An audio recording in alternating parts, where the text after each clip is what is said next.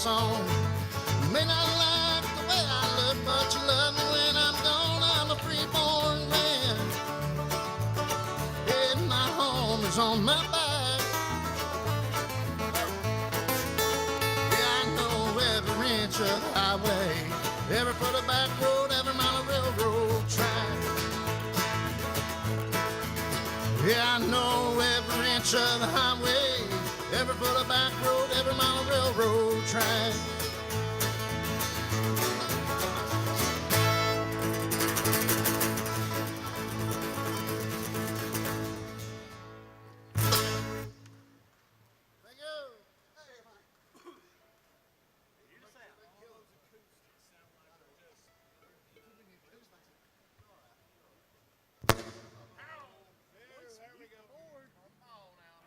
Good morning, everyone. Welcome to SOAR. How about a hand for the Kentucky Opry?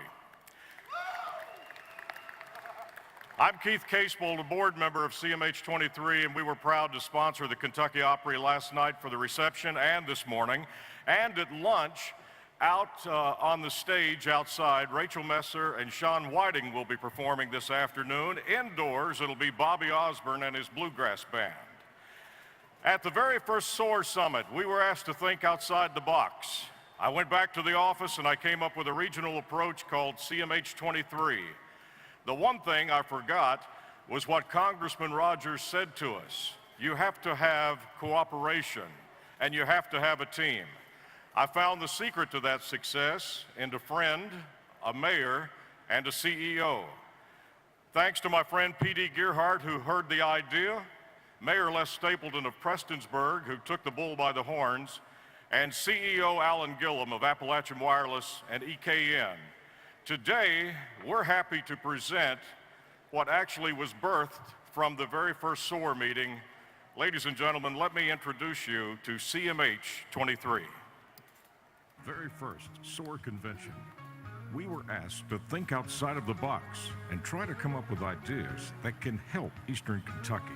Now, I want you to think big. I want you to think out of the box. I want you to let us know what your dreams are, what your thoughts are, where you think we need to head, what direction we take, how we get there, what we do. Say hello to CMH 23. CMH 23 is an idea that will honor the stars of the country music highway and discover the stars of the future. We've created CMH 23, a regional television channel that will play today's top videos with music every hour being played from one of our stars from the country music highway. We will highlight their career and talk about their hometown.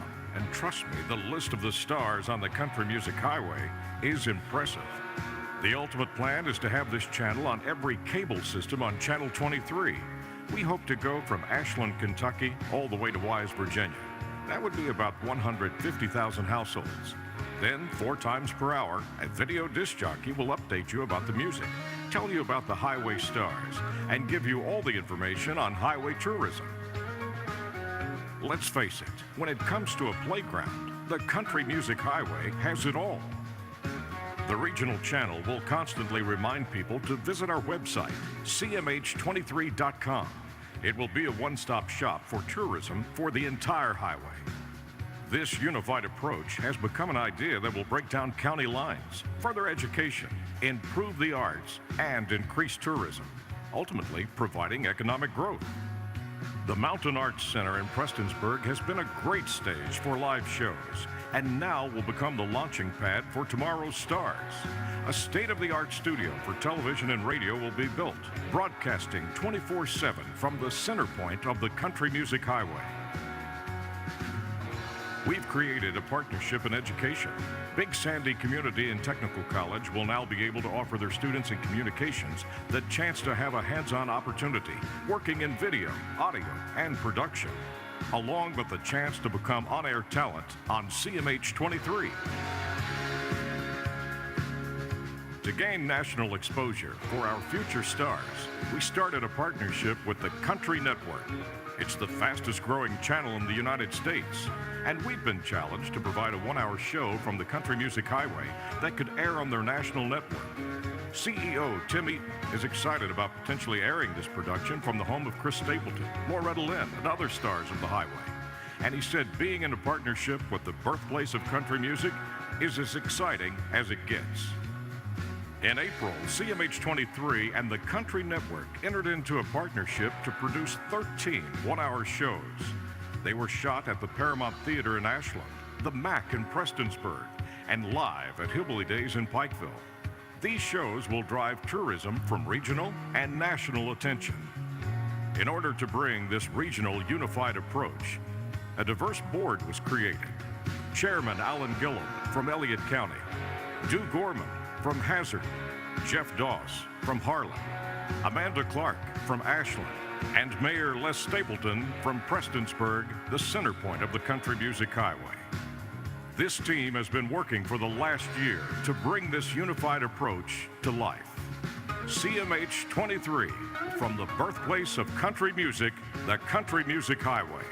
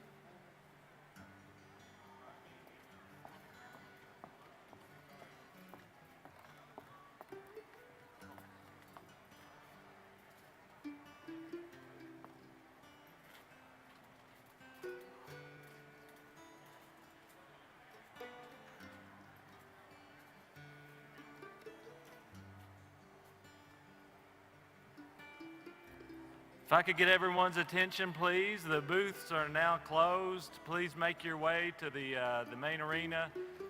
Please, if you're a vendor, please begin to shut down your booth, finish up your networking, make your way to the main stage, center floor on the arena, and we'll get started momentarily. Thank you.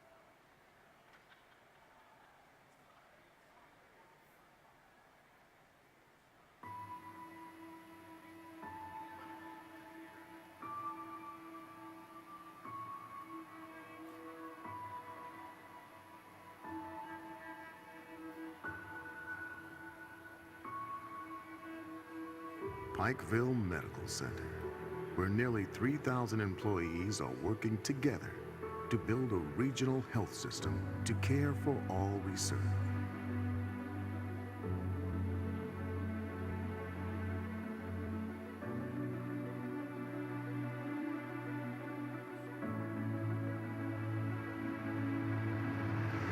Where we are recruiting nationally recognized specialists to join our 350 credentialed physicians, where we offer more than 400 services and have the region's only Level 2 trauma center. Pikeville Medical Center, where technology meets compassion and skill, where we have added the region's only automated laboratory line, just opened the area's most advanced cath labs, and now offer state-of-the-art 4K imaging equipment, where over $50 million in new construction projects are underway, including a new heart and vascular institute, where technology and innovation are rapidly driving PMC toward building a stronger future for our region, not only today, but for generations to come.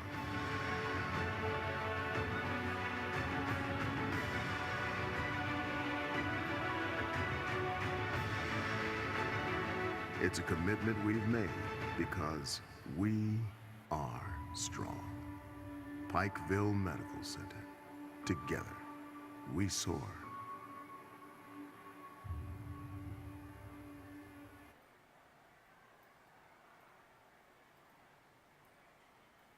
Ladies and gentlemen, please stand for the singing of our national anthem by Marlena Van Hoos. Take them a little bit, so No. just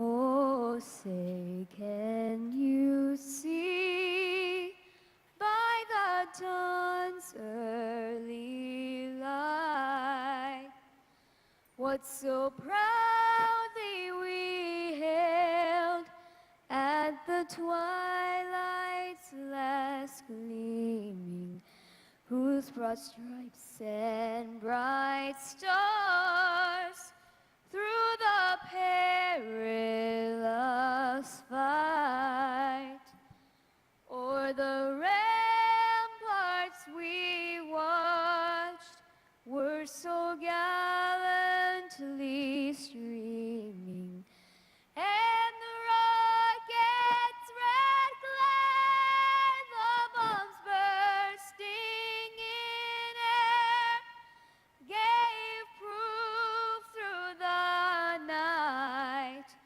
that our flag was still there.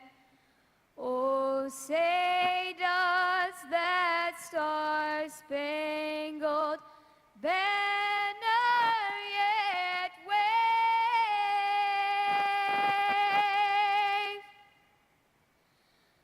o'er the land of the free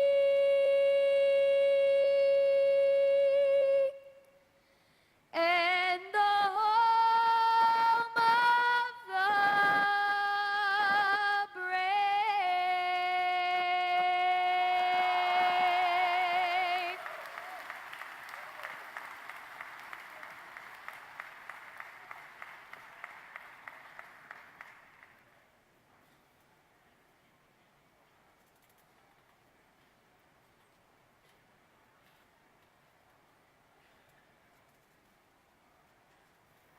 Please welcome SOAR Executive Board Member and Senior Pastor of the First Baptist Church in Somerset, Dr. French Harmon, for the opening prayer.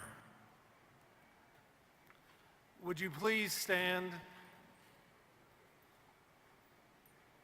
At this time, we'd like to ask for a moment of silence as our country has lost a great American, a hero, and a patriot. The Executive Board of SOAR would like to honor the legacy and memory of John McCain. Would you please pause?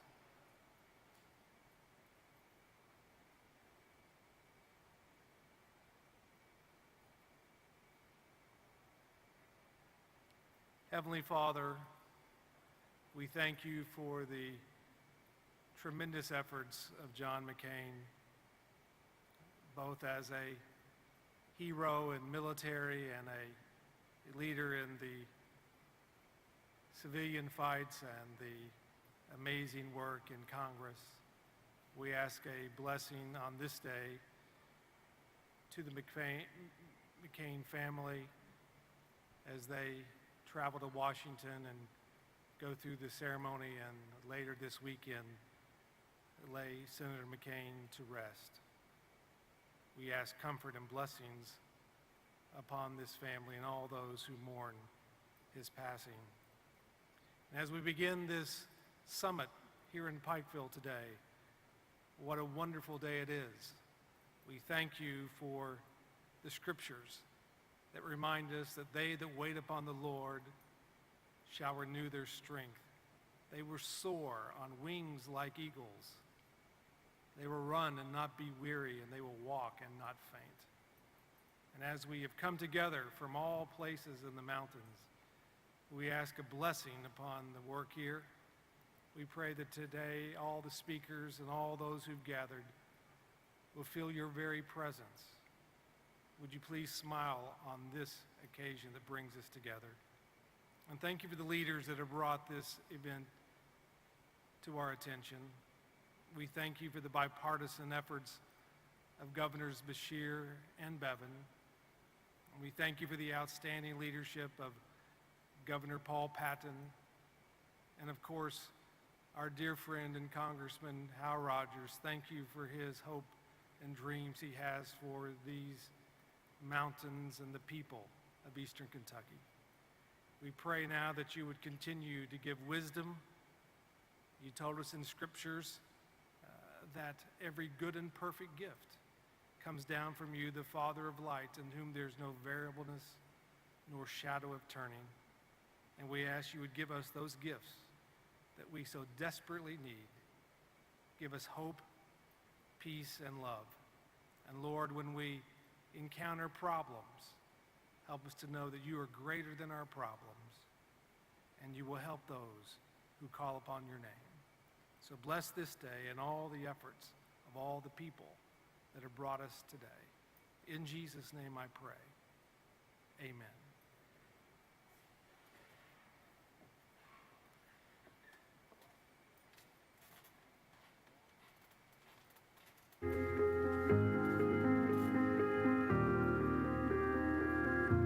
When settlers first nestled in the mountains of Appalachia, a debate began at kitchen tables between husbands and wives.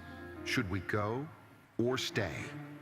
Decades later, in Washington, D.C., in the Oval Office, and on the Hill in the chambers of Congress, in popular literature, in countless studies, and in national news, the debate continues. What will become of Appalachia, Kentucky? One remedy suggests that the best way to help them may be to help them leave. We, who remain in Appalachia, Kentucky, stand on the shoulders of great leaders who have left a positive impact on the region. We are blessed to stand on a strong foundation that is built to support the future of a region poised to cradle many generations to come. For you, who breathe life into these mountains, who let your roots run deep into the soil of growing, thriving communities, who start families, businesses, and new beginnings in Eastern Kentucky, the debate is over. We believe there is a future in Appalachia. We refuse to accept the risk of doing nothing, and that is why we are here. We have a plan, we have partners, and as you'll experience today, there's proof that it's working. In 2013, SOAR took flight, and we listened as passionate people identified challenges and shared opportunities. We heard, we learned. Then, thousands of people provided input, and together, we created a regional blueprint for a 21st century Appalachia in a transformative, unprecedented plan of action. We are part of a new narrative of Appalachia, Kentucky, and its success rests with us. It rests in our resolve, It rests in our God-given sense of place and family. It rests in our living rooms, in our hollows, in our churches, in our schools, and in our communities. Today, during the 2018 SOAR Summit, be inspired by the evidence that there is a future in Appalachia.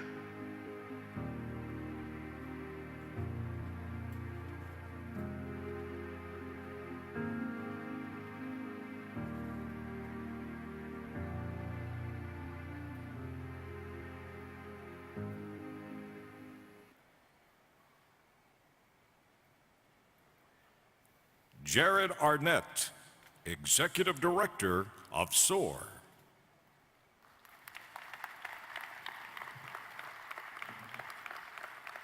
Good morning. Y'all excited to be here? Somebody said last night at the reception, I think people are having fun at the SOAR Summit. We had about 400 people here last night. The Kentucky Opry did a fantastic job. CMH 23 sponsored that. All the entertainment yesterday and today sponsored by CMH 23. If you're saying, well, what's that? They've got a booth. Go check them out. They're doing some creative things. So we appreciate them. We got a great day lined up for you today. I want to say, I think SOAR, I felt this last night, is becoming more and more like a family. I believe people were genuinely excited to see each other yesterday and last night, and I believe we're ignoring the critics. And hey, who's up for that? And we are committed to be in the arena, literally, figuratively. We are fighting the good fight for the future of this region.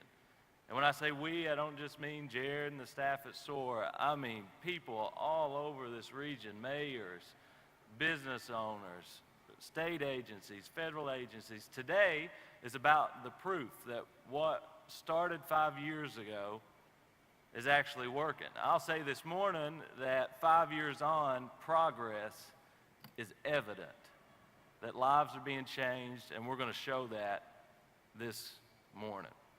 I want to thank just a few people. We got a lot of state legislators here with us. If you're a state legislator, please stand up. Let us just stand up. I know they're here across. Give them a big hand.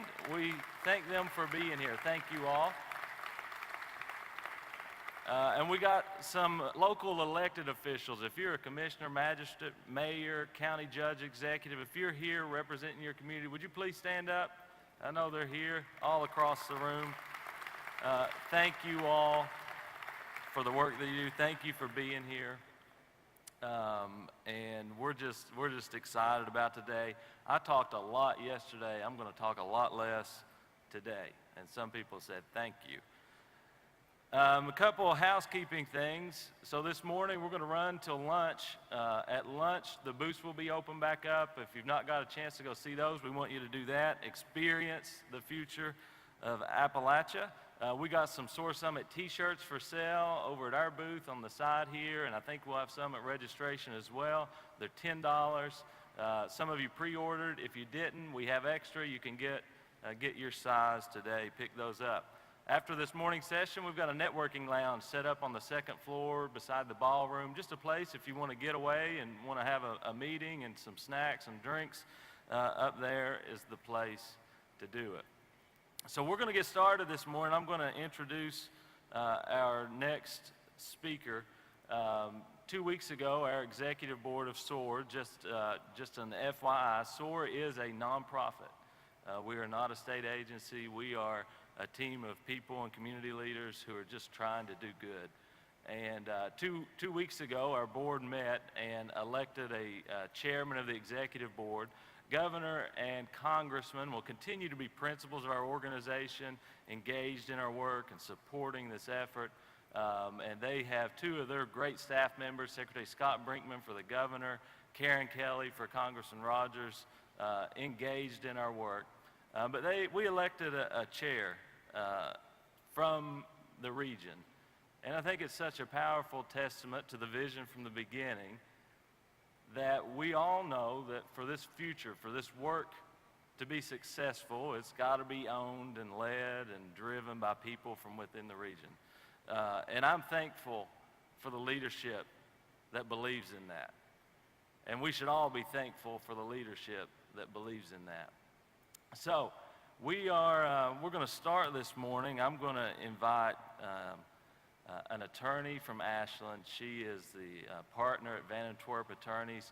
She was a founding executive board member for SOAR. She's been here since it started, kind of an anchor, a foundation that been through all the ups and downs and the ins and outs, knows our work, believes in our work.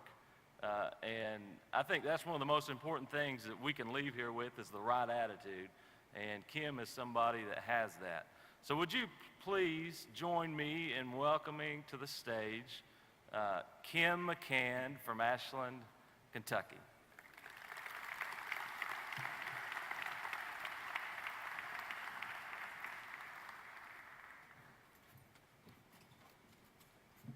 Good morning and welcome to everyone. And Jared, thank you for your kind comments. As chair of the Executive Committee for SOAR, I would like to welcome you to be here at the summit. You know, the summit is about you. Without you, there would be no summit, and without you, there would be no SOAR. When SOAR began, we knew the process would not be overnight. We knew some good things could happen quickly, but it was going to be a long process. It reminds me of an old proverb that says, the best time to plant a tree is 20 years ago. SOAR is that tree. We've planted the tree. We've got to love on the tree, cultivate the tree, fertilize it, and do our work. It will take time for fruit to bear, but with our perseverance, that can happen. We need leadership, we need positive thinking, we need innovation, and we need collaboration. And I believe that we have that. We have a wonderful team that's been led by great leaders with the governor and Congressman Rogers. And now it's up to us to take it to the next level. I commit to all of you that as chairman of SOAR, that I will do my very best to try to lead us in a direction that brings our entire region together. From my first SOAR summit, what I saw was we needed to work more cohesively because we can do so much together that we can never do alone. So I ask all of you to please stay committed with me to lead SOAR on to bigger and greater things. And let's grow our tree so the fruit is more bountiful from year to year. With that, I have to say that sometimes in life you're lucky, and I think I have been very lucky to have met our first speaker for the night. He's a true statesman and a Southern gentleman. He was born in rural Kentucky. His undergraduate degree is from Western Kentucky University, his law degree from the University of Kentucky, and he also served in the National Guard. In 1980, he was elected to the U.S. House of Representatives, where he has served the 5th District with great pride. He now is in his 19th term.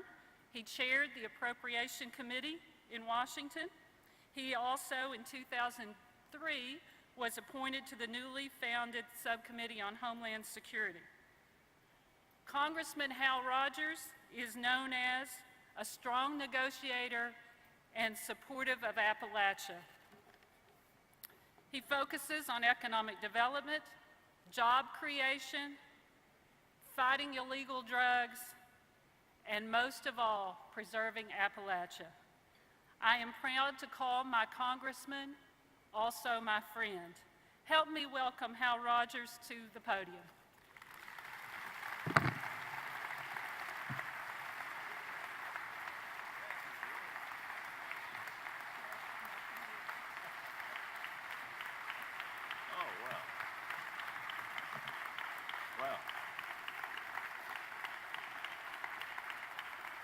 Wow, thank you.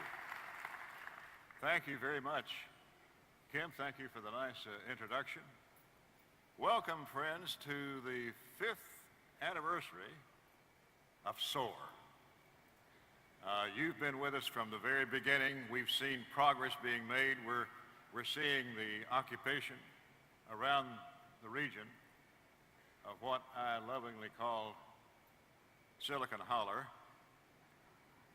And if you really want to see what's going on in your neighborhood, visit these booths that have been set up by companies and outfits that are now located in our region, most of them. And you can take a sense of pride with you. My chest swells when I see some of the incredible technologies that are now beginning to occupy our place and hire our people. And that's the reason that SOAR exists, as a matter of fact. I want to thank Kim, the new chairwoman of the executive board. She's been a part of SOAR from the very beginning and has been a source of inspiration to a lot of us and a source of great information to the executive board all the way along. She'll be a great chairman, and she's going to be a leader that I think you will want to follow.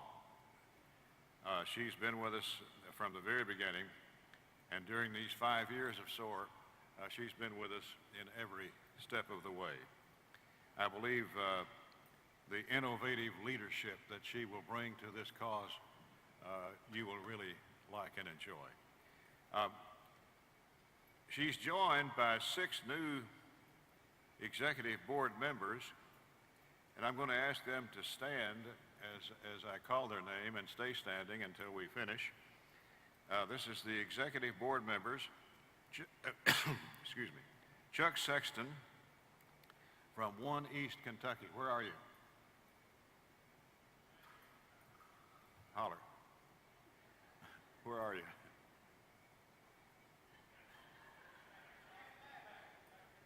Over here. Where is he? I don't believe he's here. Yeah, thank you, Chuck. And Andrew Scott, the mayor of Coal Run here in Pike County. Dan Mosley, the Harlan County Judge Executive, right over here. Stay standing so we can see you.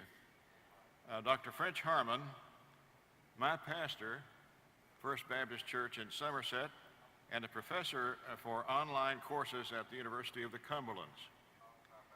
Nate Haney from Brady Industries. Where are you, Nate? Holler. Yeah, thank you. Lynn Tipton, a paralegal from Corbin who works across the region. Where is she? Yes, thank you.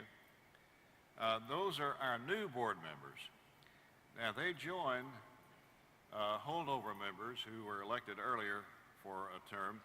Gene Hale from Community Trust Bank. Gene. Jim Host, who retired from Host Communications. And Donovan Blackburn, the CEO of Pikeville Medical Center.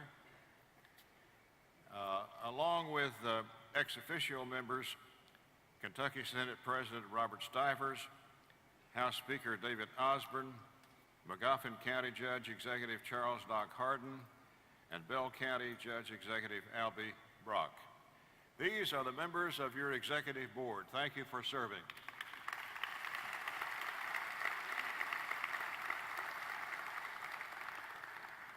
Fifth anniversary of SOAR. I couldn't be more proud of the great strides that we've seen over these last 5 years. These projects and events are taking place in practically every county. Some of them are not big news outside the home county, so you probably don't hear about some of those. But believe me, in practically every county, there is something that SOAR is doing or has done that makes a difference, that keeps Kentuckians, Eastern Kentuckians in Eastern Kentucky. And that's the ambition of this organization. Governor Bevin and I are to be joined by such a stellar group of advocates who believe the future of Eastern Kentucky can and will be reinvented by the people in this room. Think of the opportunity and the rare time and the rare event that has placed you and me in this spot. We represent almost half the state geographically. We represent all of East Kentucky, and we all know that we are going through a severe economic change, and your hands are on the steering wheel. Your mind is to be tapped by the region, who is looking to you and me and all of us to steer through a choppy sea. That's a rarity. And very few people in this country, or indeed the world,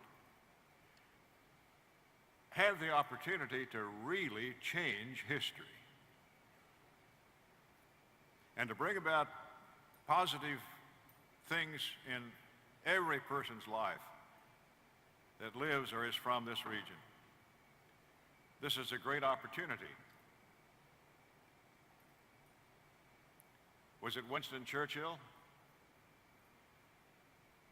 that said,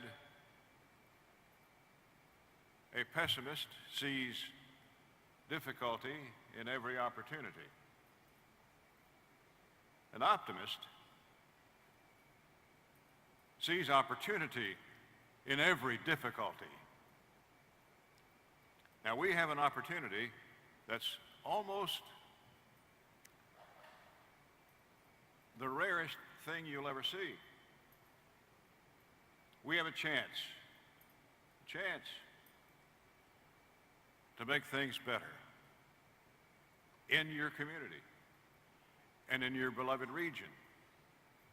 You have a chance. The board of directors of this organization feel a heavy responsibility because they realize that this is our big one and only chance to make things better for an entire region. And I'm hopeful that one of these days, the state newspapers will start paying attention to the good things that you're doing.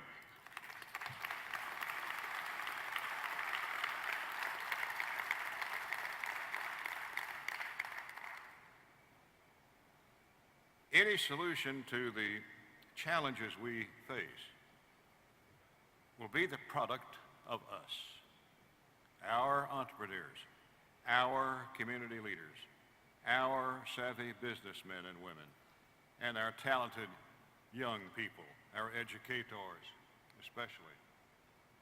If we could just keep at home in our region one generation of these terrific graduates from our high schools, if we could just keep them one generation here, we'd revolutionize Eastern Kentucky.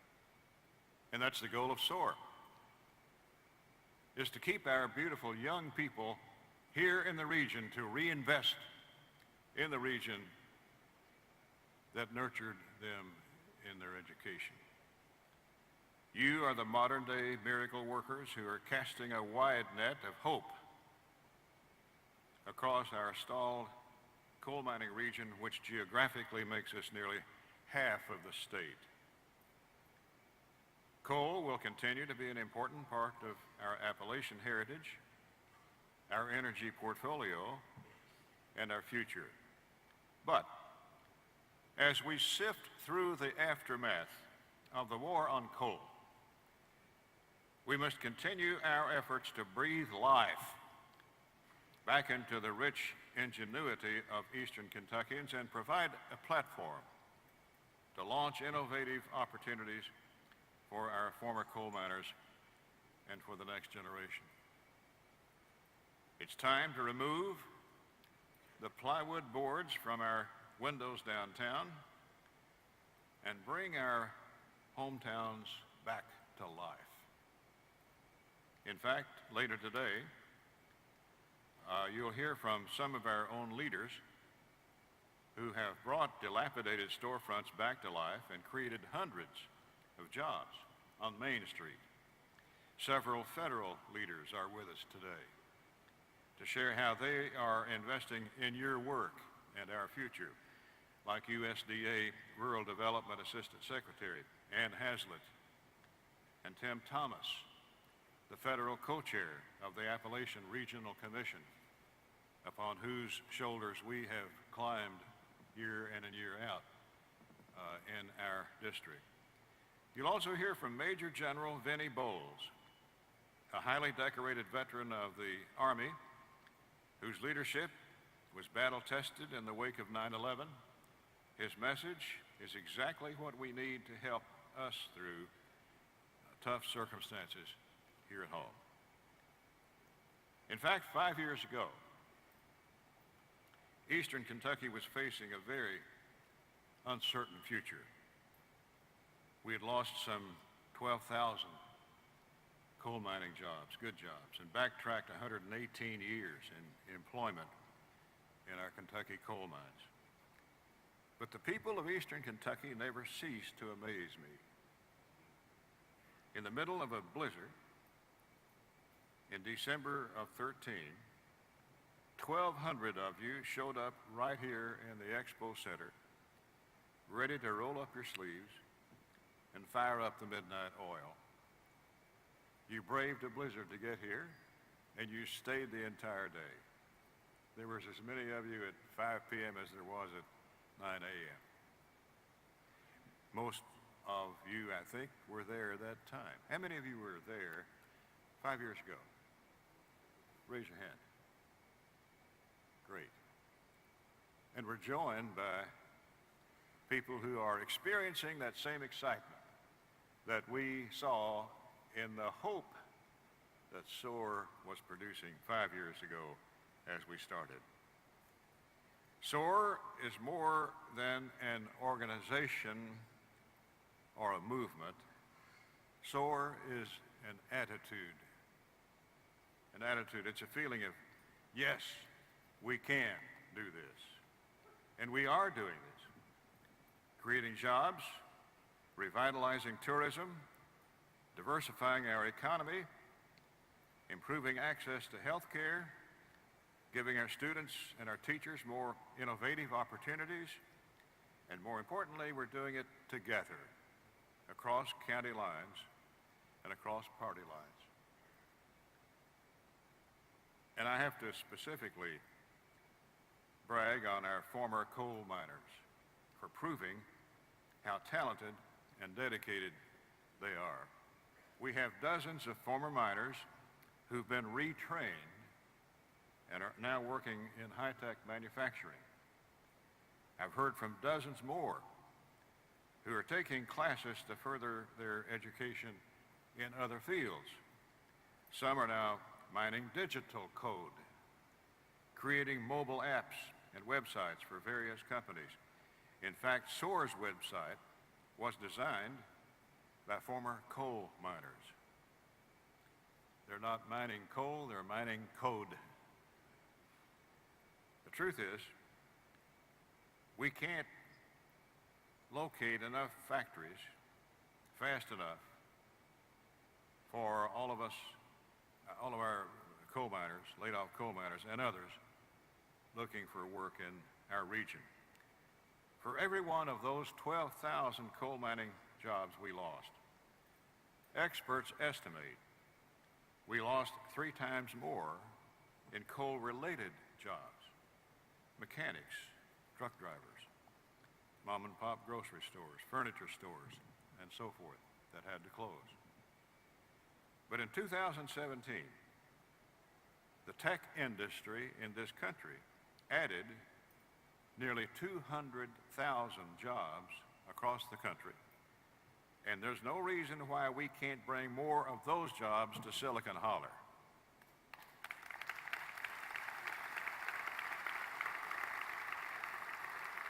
And that's why we need the Kentucky Wired project, the high-speed, high-capacity cable that is a baby born by the SOAR organization 5 years ago. to finish that project, to bring, in essence, the new interstate highways of our economy these days. That project is key to the future of our region. I think they're the interstate highways of today's world that we have to have. Kentucky currently ranks 47th in the country for connectivity by cable, but Kentucky Wired will stretch 3,000 miles of fiber optic cable to connect every county in our state, catapulting us from 47th to number one. To number one.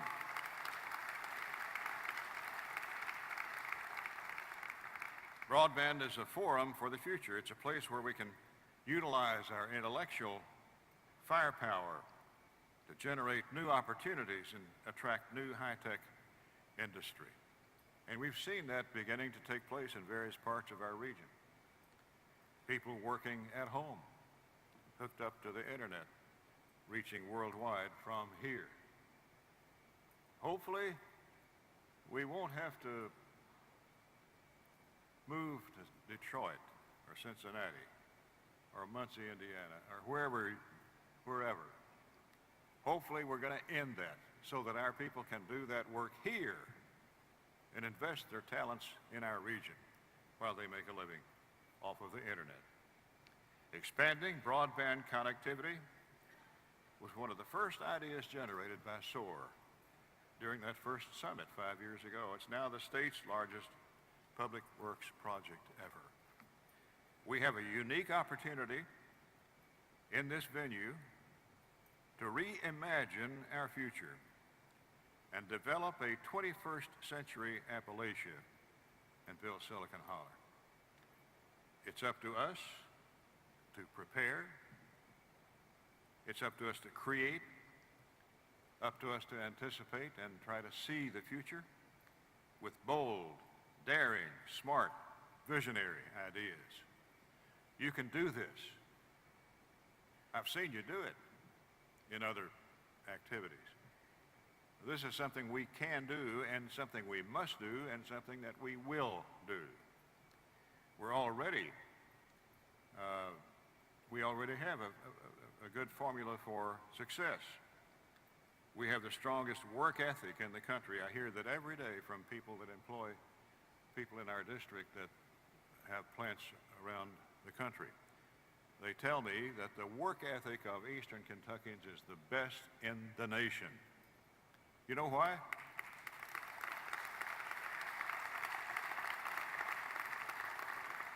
The reason for it is we don't want to move to Muncie, Indiana. We want to work at home, and we'll work hard to please you. And we'll work for competitive wage rates.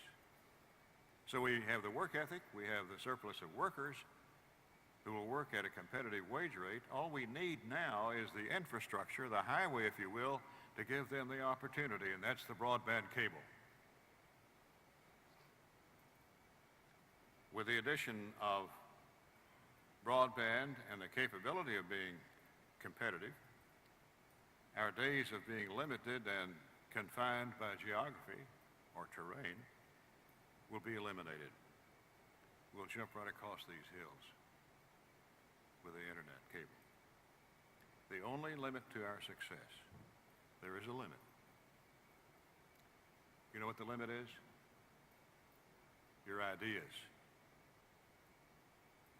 This is a whole new world that we're dealing with here. And it's going to take us thinking and imagining and foreseeing and predicting locally and regionally how we can utilize this cable. I have faith and confidence that you will come through. You always do. But you got to work at it. When people ask you what SOAR has done for Eastern Kentucky, tell them some of the incredible stories that you will hear about today.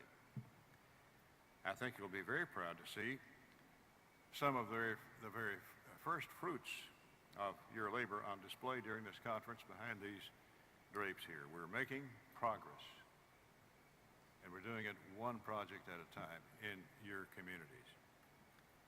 So without further ado, let me personally welcome you to the 5th Summit.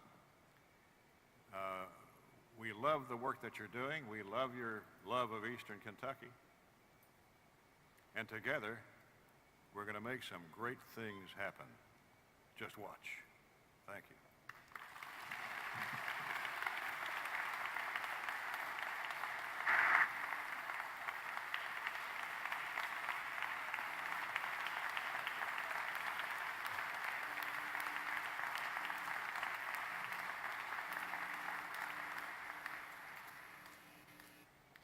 Throughout the day, we will be highlighting innovations led by the transformational leaders from throughout the region.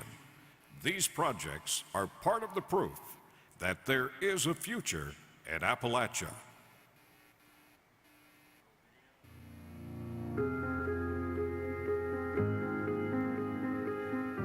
We're the telephone, broadband, TV provider for Jackson and Alsea County, and we saw back in the mid-2000s, about 2005 or 6, that the fiber or the copper infrastructure that we had, and we had coax for our cable TV business, was just not going to do the job, not only for the present but for the future. The speeds that people were demanding for their internet and the demands of high-definition TV and things like that on the TV side, our network just couldn't support it. So we thought, okay, we've heard about fiber to the home. There was another company in Kentucky doing it, and we thought we would try it. Turned out to be a big investment, or probably one of the best investments for our company and our communities that we've ever made.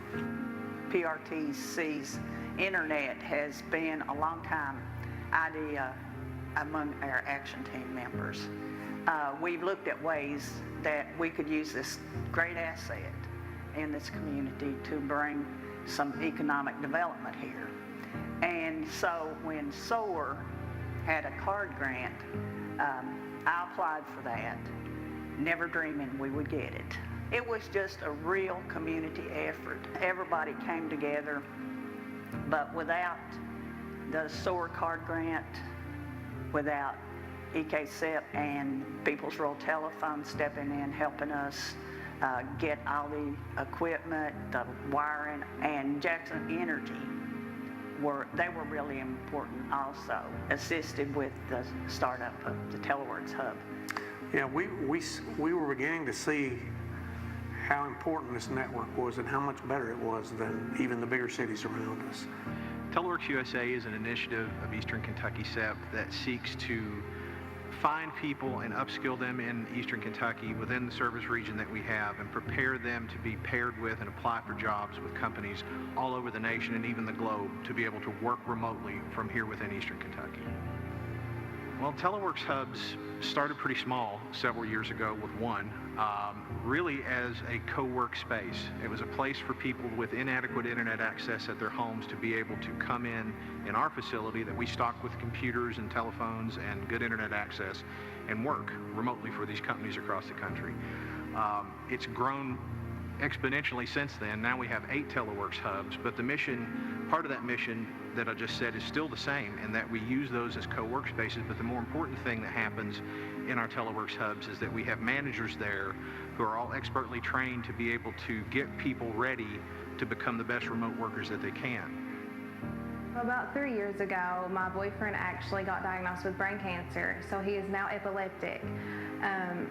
I was still trying to work a brick and mortar job, and we would have to find, family members to stay with him so he wouldn't get sick, have a seizure and nobody be there. One day I was scrolling through Facebook and I saw an ad for Teleworks to work from home. And I'm like, I won't have to get family members to stay. I can work. If he's to get sick, I'll be there in a second. And that way, we save money in that sense. Within a week, I heard about a job, and then within about 2 weeks, I had the job, and I started a month later. With this virtual world that I work in now, I have so many opportunities for promotions, careers. It's not just a job, it's an actual career. Within the year and a half that I've been here, I've been promoted 3-4 times. And who really gets that done in a brick and mortar job? I mean, it's unreal of all the different advantages and opportunities that I have just from my home office. I have 2 kids, and I've always worked in customer service, but everything that I've done it's a pretty far drive. The pay was pretty good. The hours were kind of just, scattered around, so they wasn't really balanced. Now I work for Kelly Connect, and I have full-time, I've got benefits, I've got paid vacation, I mean just so many things that I'm now able to provide to my kids.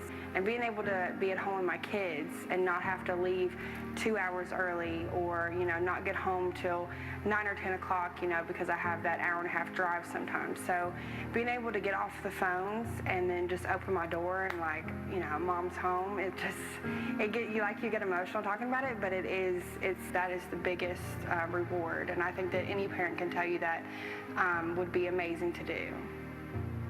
My whole career, we've been looking at Eastern Kentucky and trying to figure out how we're going to get all these people jobs. We're reframing that whole narrative because of what's going on in technology. Now we're saying things like, how are we going to fill all of these jobs? Kel Turner, the judge executive in Owsley County, gave a very heartfelt speech in front of the whole group on the first day of this 4-day encounter and really hit home for them, just basically telling, he's the leader of the county in a place with a population of less than 4,000 people. And there are people that are actually relocating into his county for the first time in decades in order to take advantage of the great internet that they have there through PRTC and work remotely. I cannot imagine when I was a teenager, a young person, that I could have got a job of working out of my home. I mean, that just would have been so far-fetched back in those days. And the thing is, when it happened, our goal was, the first year our goal was to have 50 jobs. Now we're getting close to the 2-year mark, and we're not far from 200. I think it's a misconception that people in this area aren't as smart as capable as. I think having the Teleworks Hub here and having access to these global companies gives people an opportunity to show that Eastern Kentucky, Owsley County, Kentucky, has well-qualified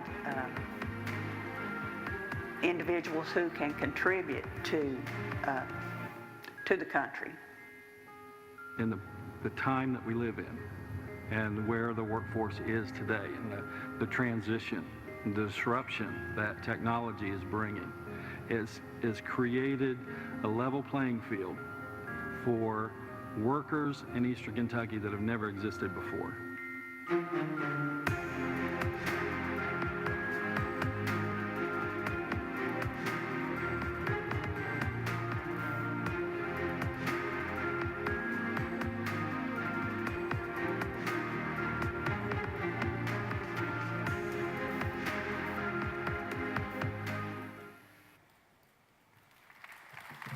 How about a big hand for Teleworks USA, EKSEP, People's Rural Telephone, the Owsley County Action Team. So Owsley County Action Team, we're giving some innovation awards away today, sponsored by BB&T. We're giving them $1,000 today, just saying, that was awesome. You guys fought for it, local community, believing in what's possible, and started as an idea. And 2 years later, lives are changed. That's what this is all about. That's what all these booths are about. What we get excited about is knowing you're going to leave here today with an idea. And in 1 year and 2 years, we want it to be a booth. We want to see. We want you to take ownership of the idea. We want to help you make it a reality. So, big hand for Owsley County Action Team and Teleworks USA. That's one hub, by the way. They have, I'm going to misspeak here, 8 or 9 now, and more to come. So our next speaker, Ann Hazlett, is the Assistant to the Secretary for Rural Development, which really means she is responsible for the federal government's approach and mission on rural America. She is the lady. we're glad she's here because we have a vision to do rural development better than anybody in America. And their investments have made so much of our work possible. They have a mission, let me read this to you here, to create an environment for rural prosperity, from greater access to broadband connectivity and medical care to workforce training through distance learning. She is passionate. This is what she said. And when you introduce me, just say, I love rural America. They've made some great investments, and if you stick around today, there might be more on the way. So join me in giving a big Eastern Kentucky welcome to Ann Hazlett.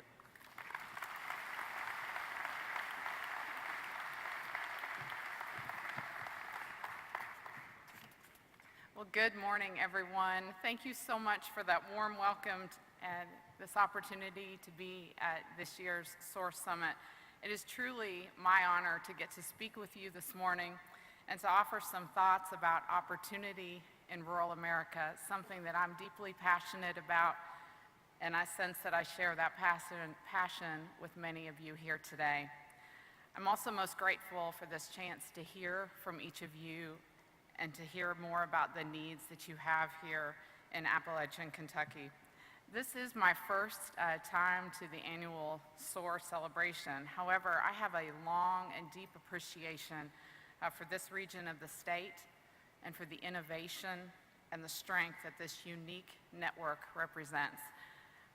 I first learned about SOAR back in 2016 when I met a man named Jeff Hawkins, who many of you may know. Jeff serves as the executive director of the Kentucky Valley Education Cooperative, a nonprofit organization that serves 21 school districts across southeastern Kentucky.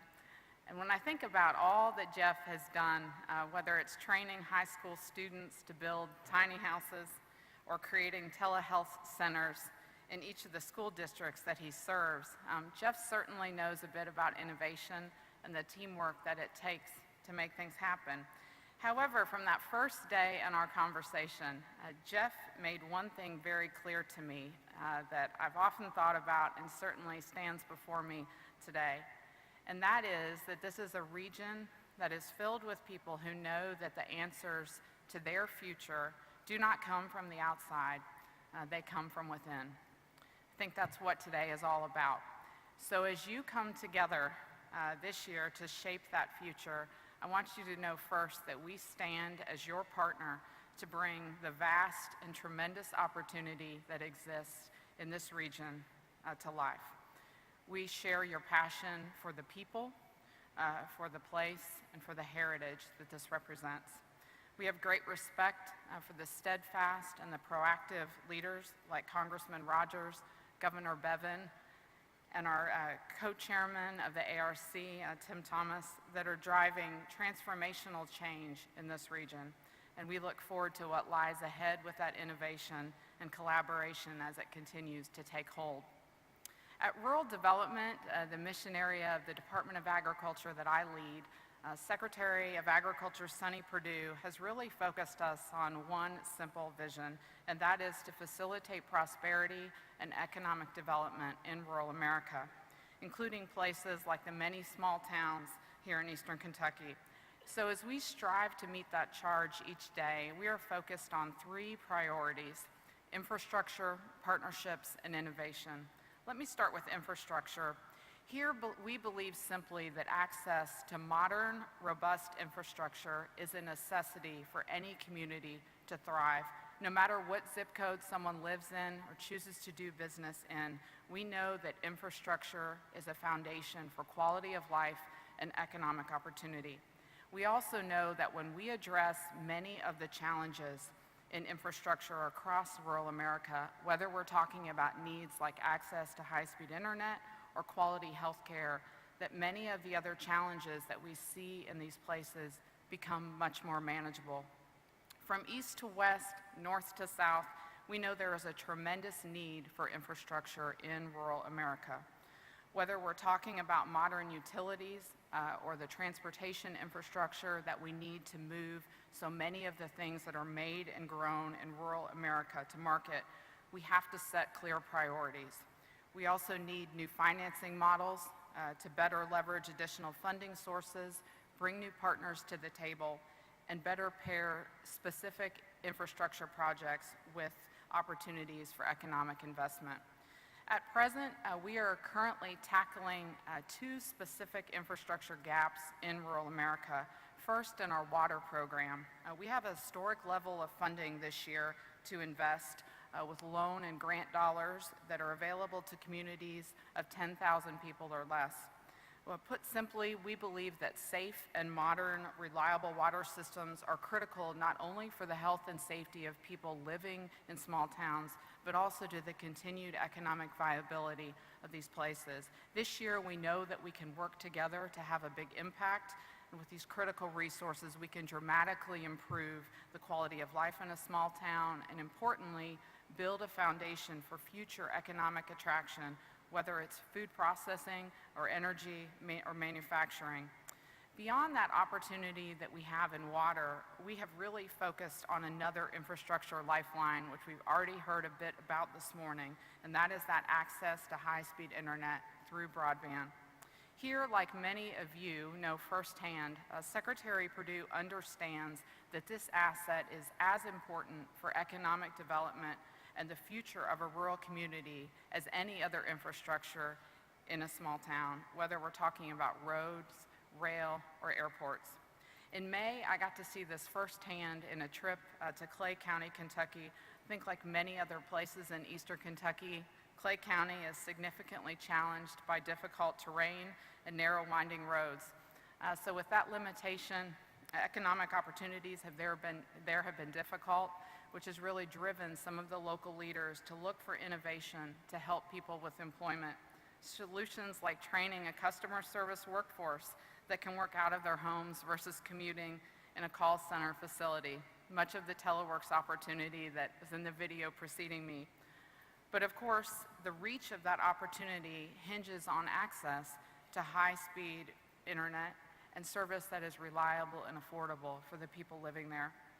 So to connect more communities in Clay County and beyond, we are really taking action on this issue on a number of fronts. First, we're driving greater collaboration between the many federal agencies that are involved in this issue, whether it's better coordination of policy or funding or other resources such as mapping of a region to know what exists in terms of service and outreach. We're also improving the management of our own programs at USDA. We have a number of programs that can help with this issue, but some of them are complex, and we're trying to make that application process more simple so that communities can access these resources more easily. And finally, we're really looking at innovation in the deployment of this infrastructure, both in terms of the technology and in terms of the partners who can help connect some of these forgotten places.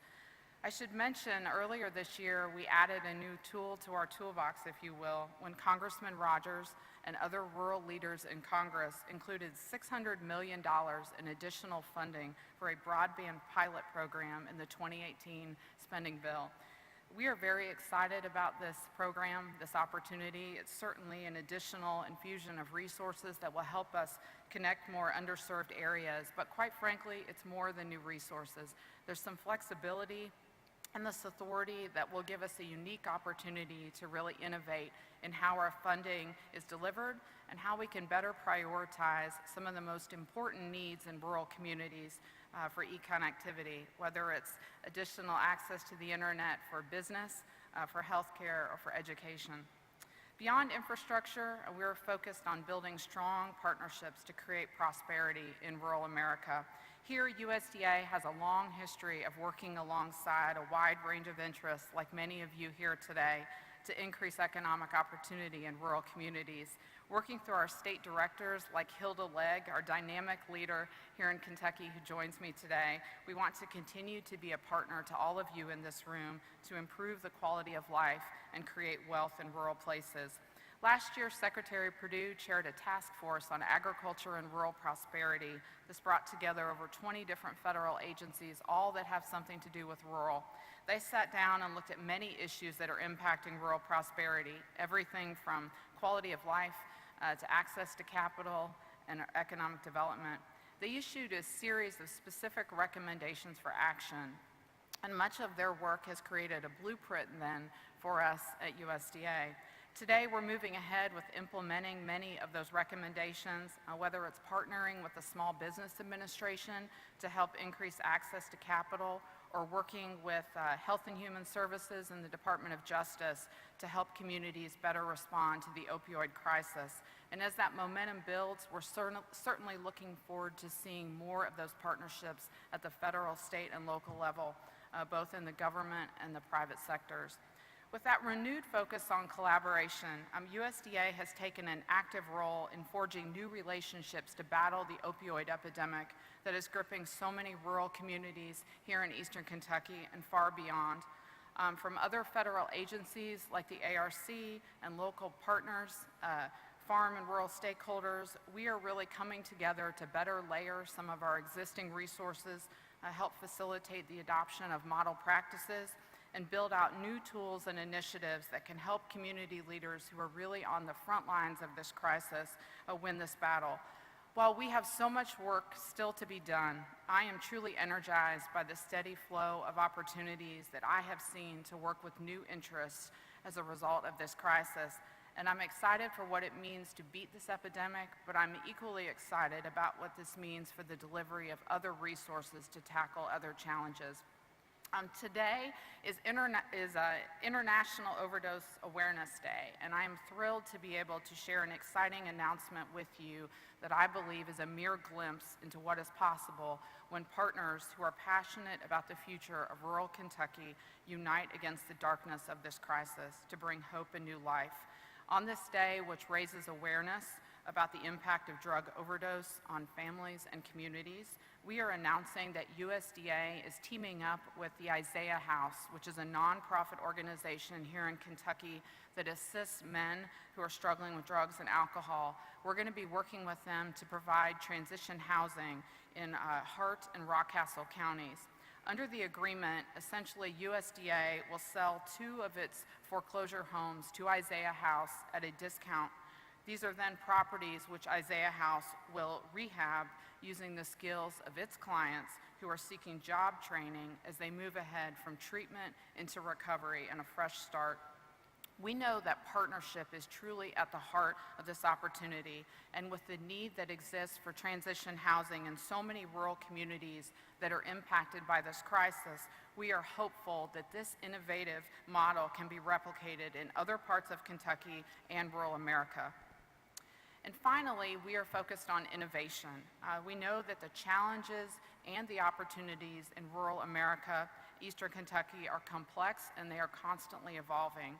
And so from that standpoint, rural communities need a proactive partner in the Department of Agriculture that can assist local leaders with new and fresh solutions. For many rural communities, we know that regulation can spell death for innovation. So with that reality, Secretary Perdue has really tasked us to leave no stone unturned and find new ways to remove red tape that is creating barriers to growth in rural communities. For example, next month we will launch a major rulemaking that will help consolidate and streamline the rules and the documents for many of our guaranteed lending programs into one common process. And by making things simple, we are empowering businesses and community leaders in rural communities to access capital, the capital that they need to grow and expand, thereby creating jobs and a renewed hope for the future. And finally, beyond regulatory relief and innovation, we are driving innovation through the creation of a Rural Development Innovation Center. Here, we have realigned some existing agency resources to establish a team that is devoted solely to partnership development, to regulatory reform, risk management, and data analysis. And they have a mission of coordinating resources and providing creative solutions. They're really designed to help hardwire innovation into how we deliver programs, which will then better enable us to serve our rural customer, such as the people living here in Eastern Kentucky. They've only been in operation for almost a year now, and they are already working directly with rural leaders to tackle difficult but important issues such as access to capital, workforce, and capacity building for asset-based development. As I look at the Innovation Center's mission and potential for impact, I see many clear and uncanny parallels with the mission and objectives of SOAR.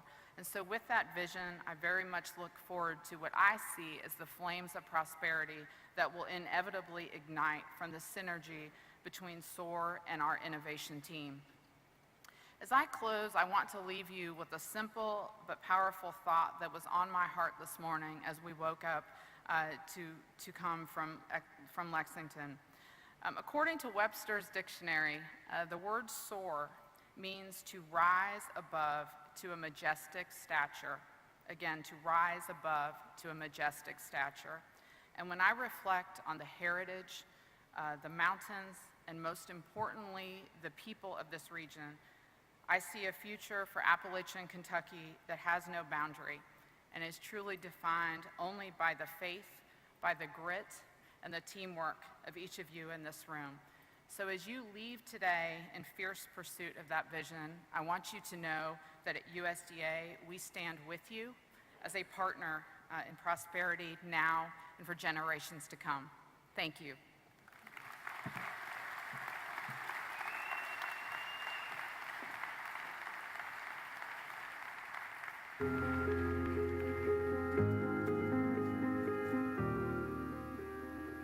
The reason I'm standing here today is because when I was getting ready to start law school at the University of Kentucky, I found out my mom, who was 42 at the time, had terminal lung cancer. Law school's a stressful time. The stress of that and the stress of losing my mom started an 8-year battle with alcoholism to where I almost drank myself to death.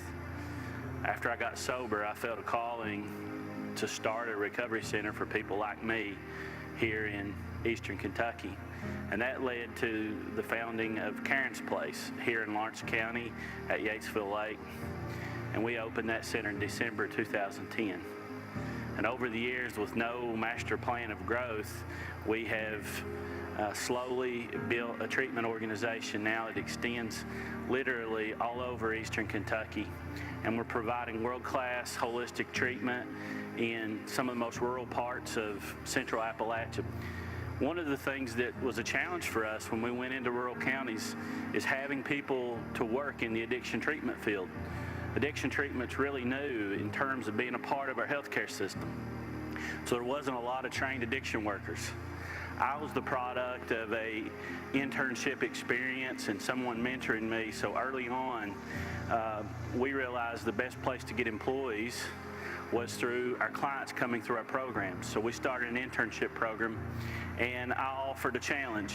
If you'll spend 9 months with us an intern, at the end, we will give you a job. And what we found was so many people hungry for a second chance to have a purpose that we started producing our own employees.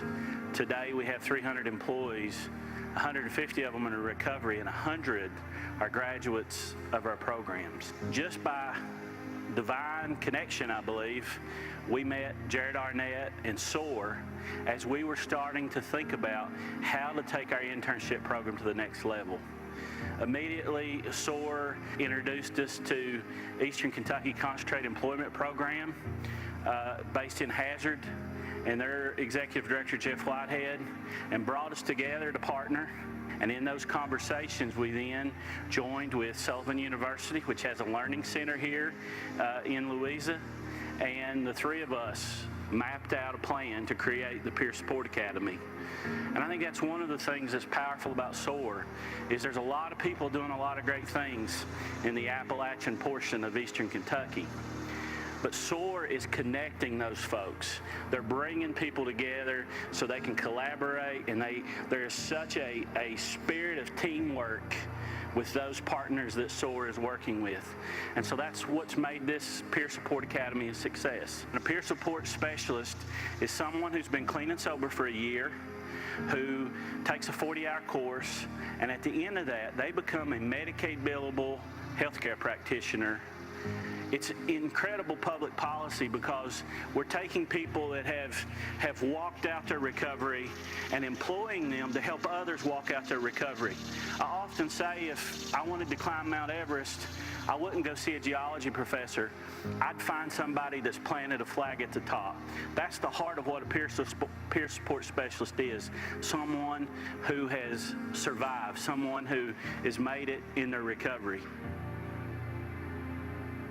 I'm from Ashland, and I grew up in your normal household. My father was actually a police officer, and my mom worked at the hospital. I was one of 2 children. I was in church every time the doors opened. I was very intelligent. I was on the academic team. I was on the honor roll, and really it looked like my future was very bright. But right after high school, I was the victim of sexual assault. And at that point in my life, I went from running as hard as I could toward God to running as hard as I could away from God. I was very sheltered, and I had no idea what I was getting myself into. And I just very quickly went very deep down the rabbit hole. I started doing anything and everything that I could. And before I knew it, I was addicted. I lost everything. Not only did I lose possessions, cars, custody of my children, but I lost myself. I lost all hope. I thought I could never be anything. I thought I would always need assistance. I have a lengthy criminal history, so I thought I could never get a job that could actually support me or my children. I came to Karen's place completely broken. My plan was to go for 30 days, get my family off my back, and then try to figure out how to do life again. Not knowing if I would see my children, not knowing what the future would hold for me. But about 2 weeks in, Tim and Matt brought a tour around, and they started talking about the concept of the Peer Support Academy. The more they talked, the more tears ran down my face. All of a sudden, I had hope again. They were telling me not just about a job, but a career opportunity where not only could I support myself, that I could support my children, but I could help other people at the same time. Something that had been lost for 10 years ignited that day. It was hope. So I decided to stick around a little bit longer. I completed the Peer Support Academy. I graduated in May of 2017, and from there, I've actually grown, and I've been promoted within the company, and I am the Deputy Chief of Staff for Development and Projects. Last fall, SOAR did an article about the Peer Support Academy, and it featured my story. It ran in my hometown paper. When I was in treatment, every day we answered 4 questions. What works for you? What doesn't work? A daily goal, and I want to be someone who. More often than not, my answer to that last question was, I want to be someone who my children can be proud of. One morning, I went in to wake up my daughter that I thought I would never see again, that I didn't know if I could ever hear her voice again. I went to wake her up from school, and she had cut out that article and taped it on the wall above her bed, and she had written on it, "Good job, Mom." That day, I realized that I had reached that goal.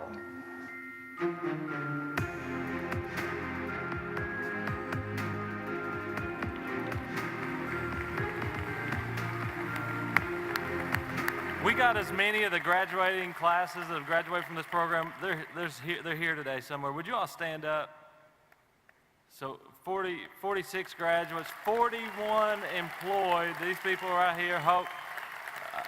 Stand up for them. Yeah, let's stand. Give them a hand. We are solving the problem.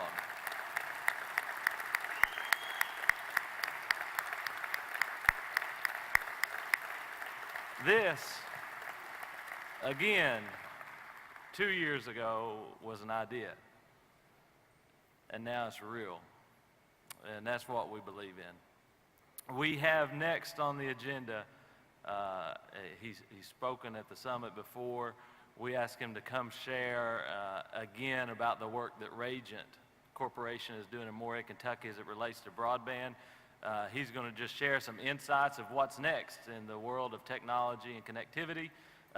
We have Bob Skeena, CEO of Ragent Corporation.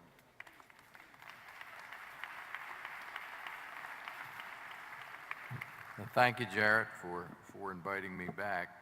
And they've given me 5 minutes to speak today. Now, I'm an Italian boy from Jersey City. It usually takes me 20 minutes just to say hello.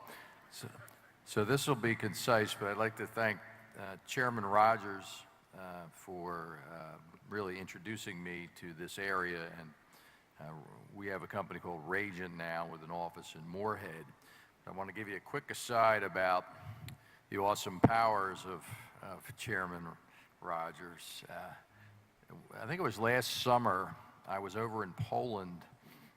I was in Krakow, and I got a text message from my assistant who said that Chairman Rogers' chief of staff had sent an email and that the chairman had a small event on Friday in Lexington for me to meet Paul Ryan.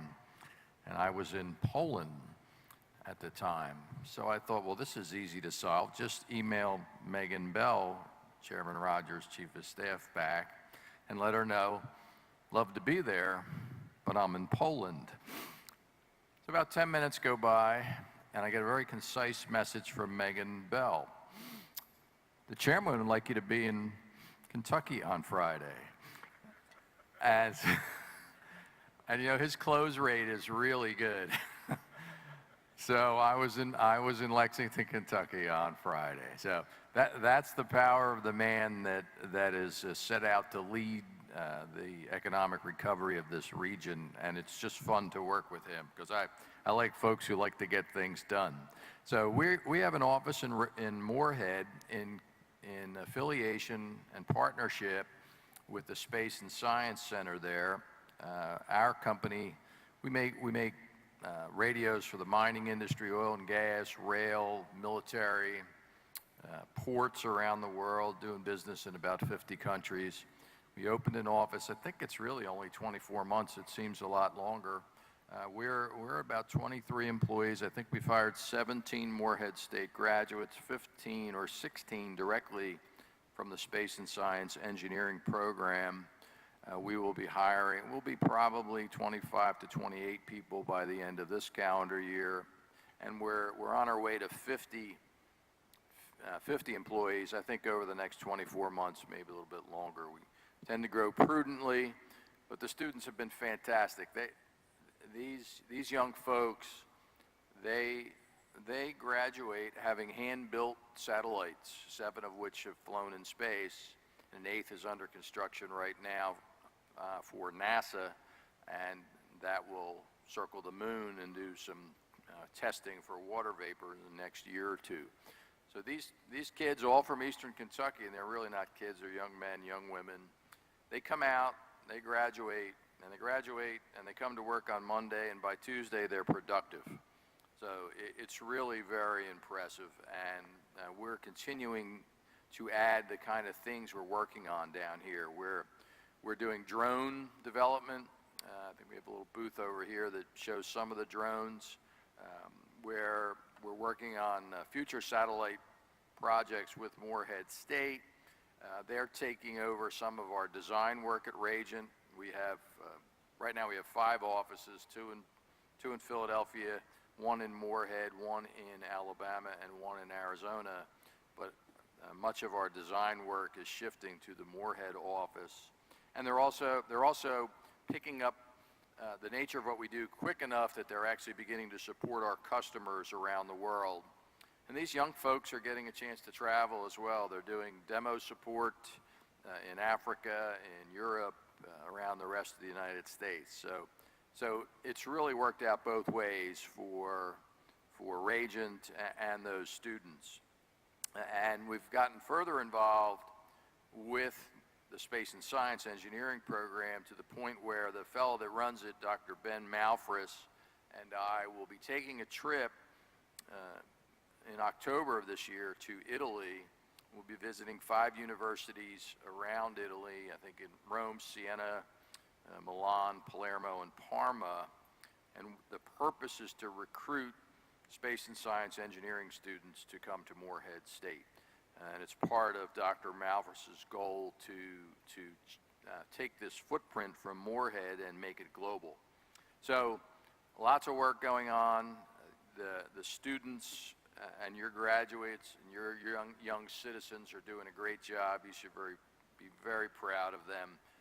We're thrilled to be here. They continue to surprise us in good ways, and I think that was my 5 minutes. So that's the update of Regent and Moorhead. And thank you, everybody, and thank those that help us, because this group never stops trying to help us do better and grow here. So thank you to everyone that's been helpful to us. Appreciate it.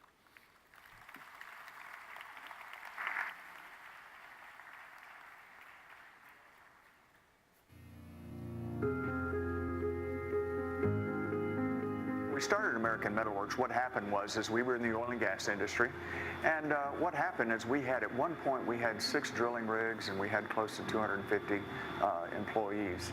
And with the downturn in the coal industry, the oil and gas industry, we were affected tremendously. And so as we were starting to look around to see what we could do in order to be able to try to get people put back to work, the laid off coal miners, the laid off oil and gas folks, is that we sent one of our drillers. He attended a school in which he learned how to do CNC operating. And we went up there to support this recent graduate of the school. And when we were talking to the instructor said, you guys have a tremendous asset. You have an asset in your people. They're hardworking, they're very bright, they catch on quickly.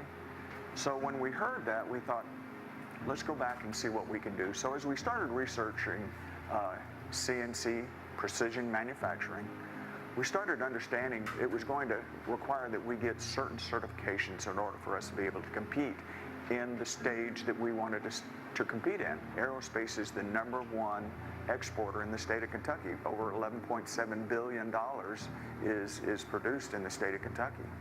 So we felt like that was an area that we could excel in. We are aerospace certified. There's only 36 companies in the state of Kentucky that have that AS9100, that ISO, that aerospace certification. And with those certifications, what we started to do was, through the help of SOAR, we got a lot of information. You know, when we first started out, we didn't know exactly where to go, what resources were available to us. We had multiple meetings on how do we go about starting this idea, this enterprise that we have. And SOAR was able to direct us into places that we should go to get resources, to talk with people, to get ideas as to certifications. As we started building our portfolio, if you will, that really allowed us to be able to take it to the next level. Really be able to go to the Lockheed Martins, to the Boeings, to the Summit Aviations, and we can say, look, here's our portfolio, here's what we can do for you as a company in a hub zone in Eastern Kentucky. And what we can do to contribute to these large primes, these large companies. We have since done some work for Lockheed Martin. And so again, when you have the support, when you have the local support, when you have the community support, when you have support like Congressman Rogers, it makes a tremendous difference. And you just need to look for that support and take advantage of it, because they're there to help. And that's what it is. That's what makes it work. You know, some of the things that we've been able to do, we have made some components for a cube satellite that Moorhead State University Space and Science Center is working on, and that we'll be sending to the moon, I believe, in 2019, 2020.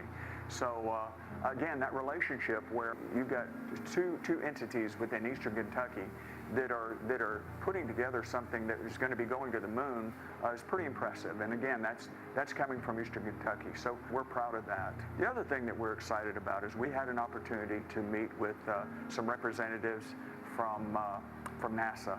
We're one of 4 or 5 companies that have been invited to go to the Marshall Space Center. And so again, a company, American Metal Works from Eastern Kentucky, is able to go to the hub of the Space Center and to go and talk and see perhaps about having opportunity to work on some of the equipment that's going to be going to Moon and to Mars and beyond. You know, I think one of the things that Denny and I are most proud of is the fact that we're trying to create a company that can give back to the community. It does our heart good to see these laid off coal miners, to see these laid off oil and gas guys, for them to be able to put their skills to work, to be able to come into a shop and to be gainfully employed, to be able to make a living wage, to be able to provide for their families and not have to leave the region. We want to be able to provide for our community. Well, we love Appalachia, and we want to make sure that we can do our small part to make it better for the people.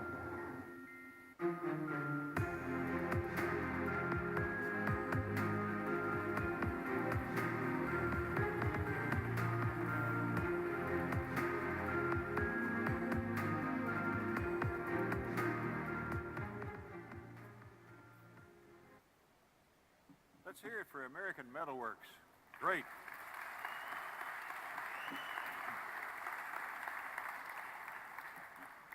How many of you remember exactly where you were and what you were doing on September 1st of 2001? Do you remember where you were that day? I think most of us do. A terribly impressive event. Cynthia and I were in Washington. Our condominium is over at the Iwo Jima Memorial on the 8th floor, looking right down the middle of the mall, with the Pentagon over here, Kennedy Center over here, the mall this way, and the Capitol, and so on. And we had the television on, and I saw that first plane, and I asked Cynthia to come and look at the television. She was back in the back of the condo, and she came, and just as she got there, that second plane hit. And she said, oh, hell, what's going on? And I said, we're at war. And then not long after that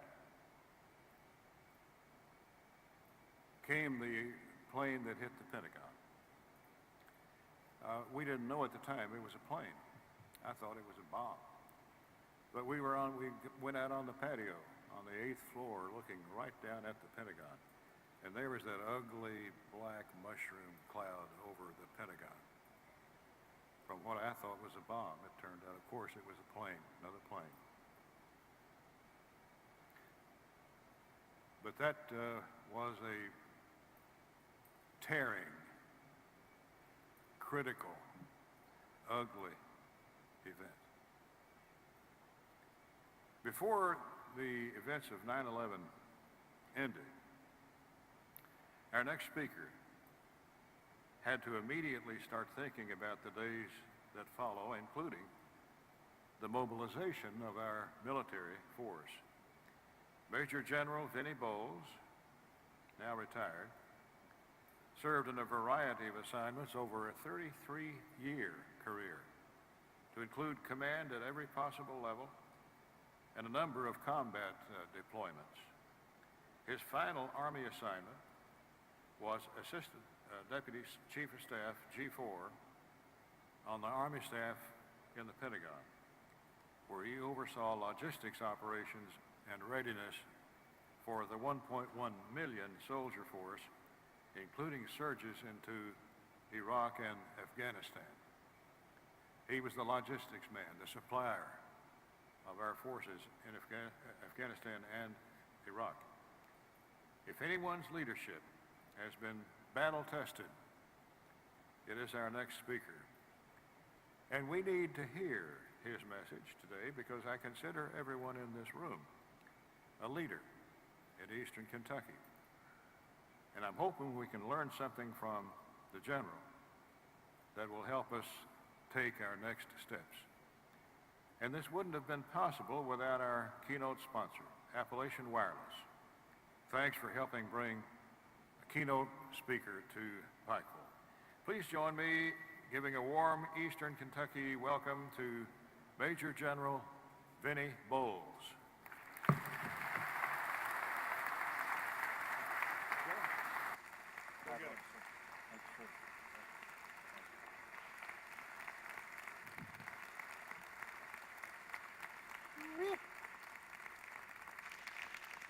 Thank you so very much. Can y'all hear me all right? I'm working up here. You hear me all right? Nothing wrong with this room. 40 push-ups and a 4-mile run wouldn't cure, I'll tell you. Well, I don't know, but after that introduction, if I was smart, I would shut up and say, are there any questions, and go from there. But Congressman Rogers, I want to thank you for that thoughtful introduction. More importantly, I want to thank you for the privilege of the platform and this gracious welcome from Eastern Kentucky. It is good to be back. It is good to be back. What the Congressman didn't mention was I got commissioned in 1976, and the first place the Army sent me was to Kentucky for the first 5 years of my Army career.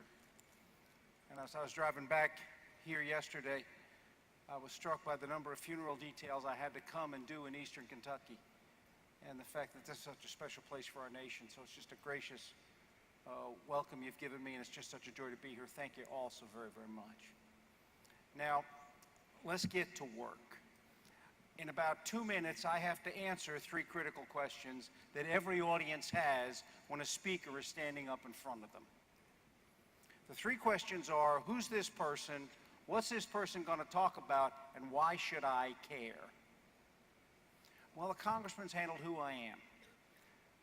I'm a soldier for life. Came in the Army, was going to do 4 years and get out. Something happened. And 33 years later, my mom is standing there looking at me at a retirement ceremony going, I had no idea. So that's kind of okay. What am I going to talk about? I'm going to talk about leading teams in challenging times.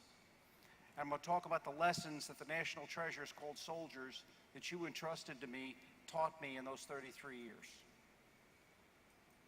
Why should you care? Come on, General, I'm not in the Army.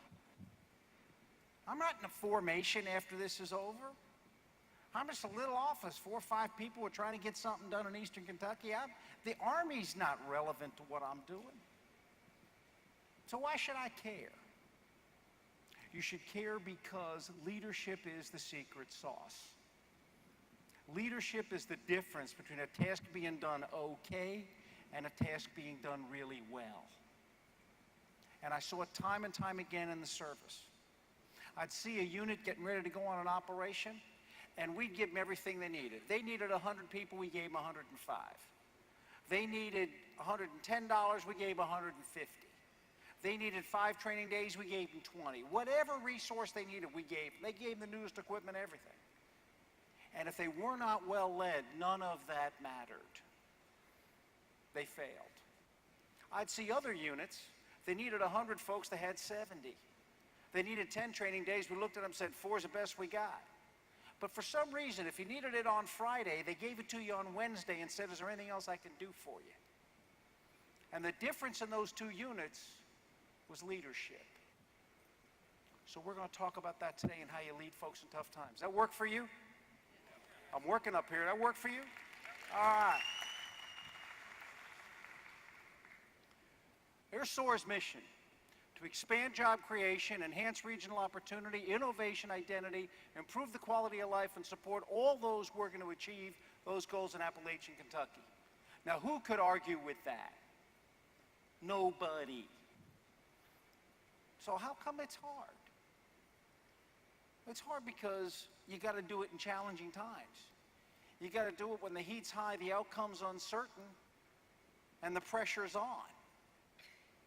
And everybody's got an idea about what right looks like, and the problem, the challenge sometimes is aligning all those ideas together. You ever been in a meeting, and you're sitting around a table, and one guy says, well, that meeting went well, and walks out, and everybody else is out in the hallway going, I hope somebody's going to do something about that. That's kind of what happened. So we're going to talk about that today. But you got to do it in challenging times. What I'm going to tell you is there have always been times like these.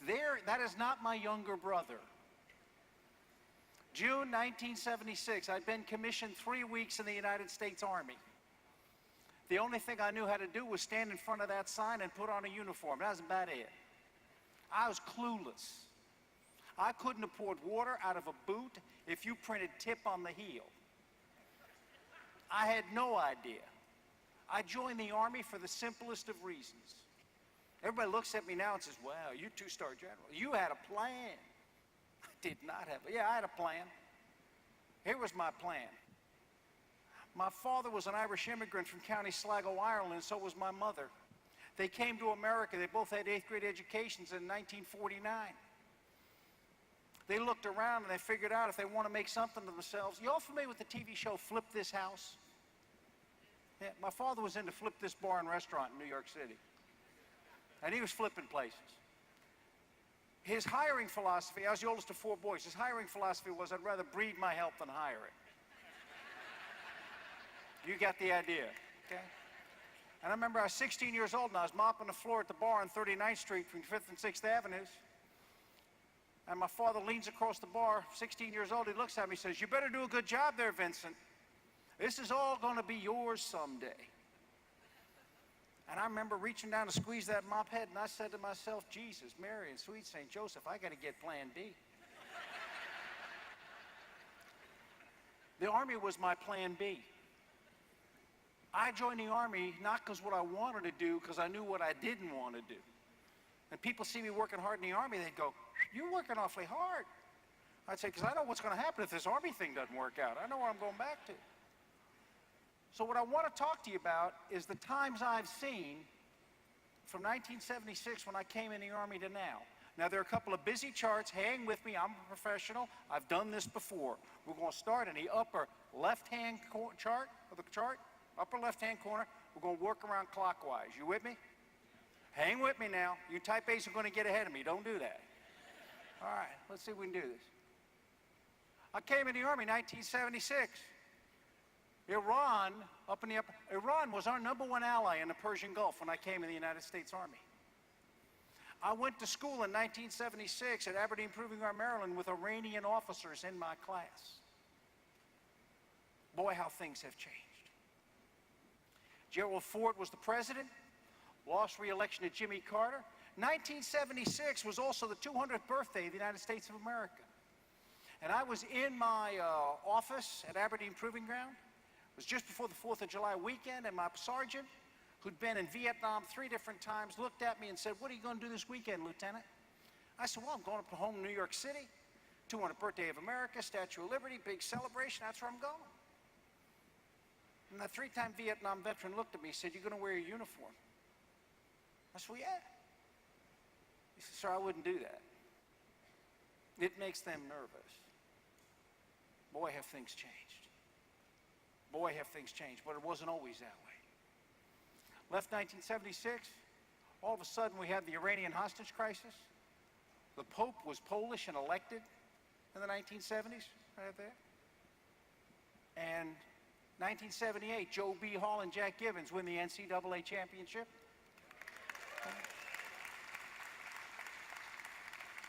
And Jerry Brown's the governor of California when I come in the Army. Yeah, you got that, huh? You'll see that again. 1980s, the Iranian hostage crisis ends. Ronald Reagan and a gentleman named Hal Rogers are elected to the United States to serve us.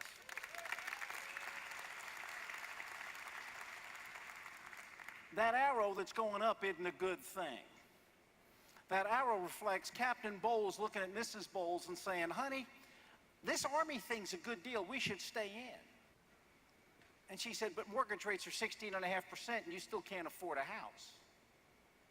16.5% mortgage rates in the 1980s. I tell that to young audiences now and they're thinking 4%'s a stretch. 16.5, for a $100,000 house, your mortgage payment was $1,650. Wasn't always that way.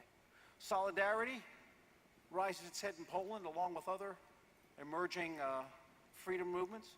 Gorbachev comes to power. George Bush is elected in 1988 as the president. And the Berlin Wall falls down in 1989. And also during the 1980s, Kentucky has a Final Four team. I know. 1990s, if you're a young captain, you're worried about going to Somalia or the Balkans. We have Desert Shield, Desert Storm hit us.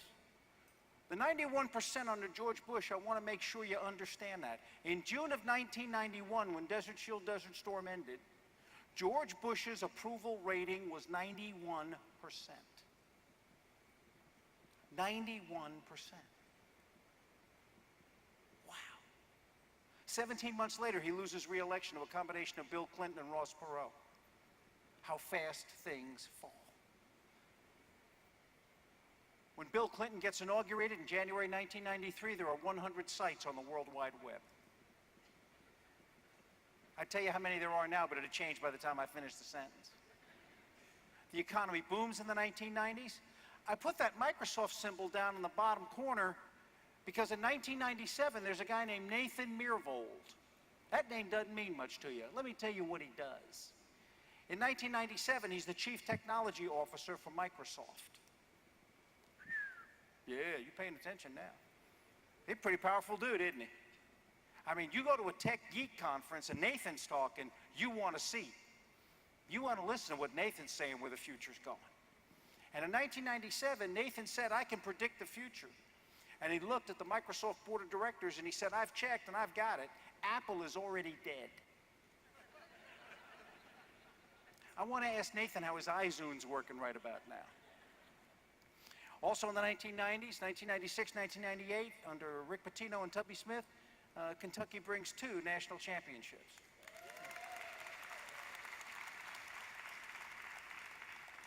And on 31 December 1999, what we know as the Union of Soviet Socialist Republics goes away and Russia arises.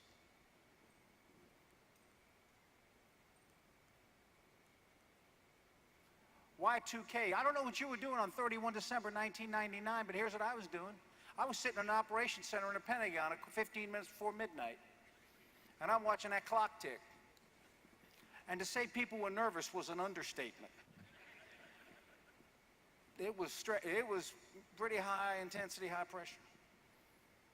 And 5 minutes before midnight, tension gets a little high. 5 minutes after midnight, things start to ease up a little.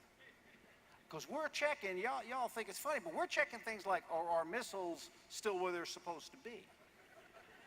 Has anybody pushed a button they weren't supposed to push on our side or their side? And we're watching this all day, and after about 15 minutes, people start really high-fiving each other and jumping around, and 2 groups jump up in the room. One group jumps up and says, see, I told you all those fixes we spent all that money on worked. And the other group jumped up and said, see, I told you not a damn thing's going to happen. We didn't have to spend anything. What should bother you is that 18 years later, we still don't know who the truth was. I put that up with the congressman's indulgence, but that is the Democratic National Convention in 2000 in Los Angeles. Why do I put that up? Because a young man from Illinois goes to that convention and is told, sorry, you can't get in. We don't have a credential for you. His name was Barack Obama. 2000, we didn't let him in the room. They didn't let him in. They said, sorry. He's written about his book. He went up the door, said, I'm here. They said, sorry, you're not on the list. Hit the road. 536 people in the state of Florida decide the 2000 election. Don't tell me your vote's not important. On 9/11, an entity with no standing army, no standing government, no standing economy attacks the United States of America and kills over 3,000 people. And our view of what combat and what combat operations look like radically changes. We go to Operation Iraqi Freedom, Operation Enduring Freedom, longest wars in our nation's history of 243 years. Microsoft emerges. We start in 2007 to have the growth of something called the FANG economy. And it scares a lot of people. But you're pretty fortunate because you have a congressman that's on the cutting edge of that. And the FANG economy stands for Facebook, Apple, Amazon, Netflix, and Google. That economy starts skyrocketing in 2000. It scares a lot of people in the industrial world because it doesn't build anything. They don't know how it grows. They don't know how it works. The people that understand the FANG economy are the people that are going to own the future. That gentleman who couldn't get admitted to the Democratic National Convention in 2000 goes and gets inaugurated in 2009 and 1.5 million people come. The point is, don't tell me you know who the president's going to be in 2024, because it's changing. Kentucky again, another national champion, the Elite Eight in the 2000s. And then now it's the 2010s. We've got the Tea Party, Affordable Care Act, Operation Iraqi Freedom, Enduring Freedom. We have Governor Bevin and Lieutenant Governor Hooper. We have SOAR starting in 2013, now celebrating its 5th anniversary.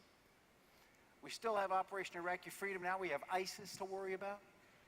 We have Kim Jong-un, Iran, the election of Donald Trump. Kentucky has a 2012 national championship.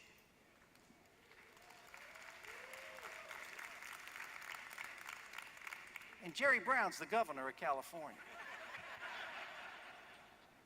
Well, General, we really appreciate that run-through history lesson, and my class would appreciate it and everything else. Really appreciate that, but what's the point?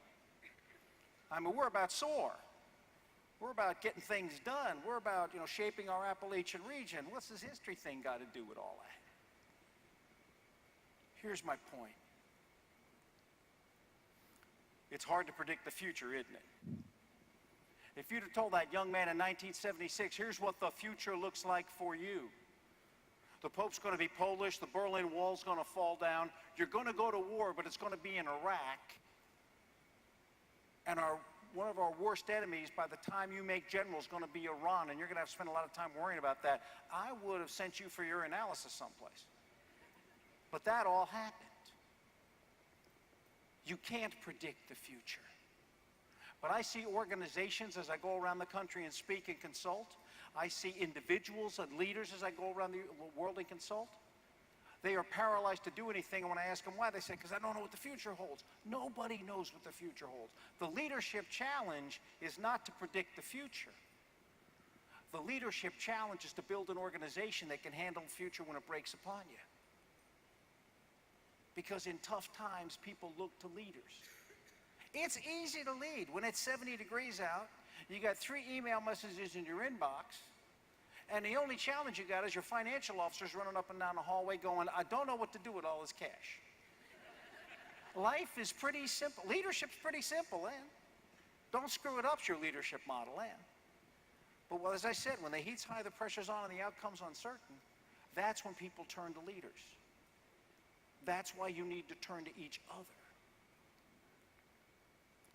Because you got to build teams that are going to handle the future that's coming at you. Because I don't know what the next 40 years are holding, like those last 40 years, but they're coming. They're coming whether you're ready or not. So what organizations like SOAR do is they help you get ready. They help you get ready for the future that's coming. Rather than wait and be impacted by it, you're impacting your future.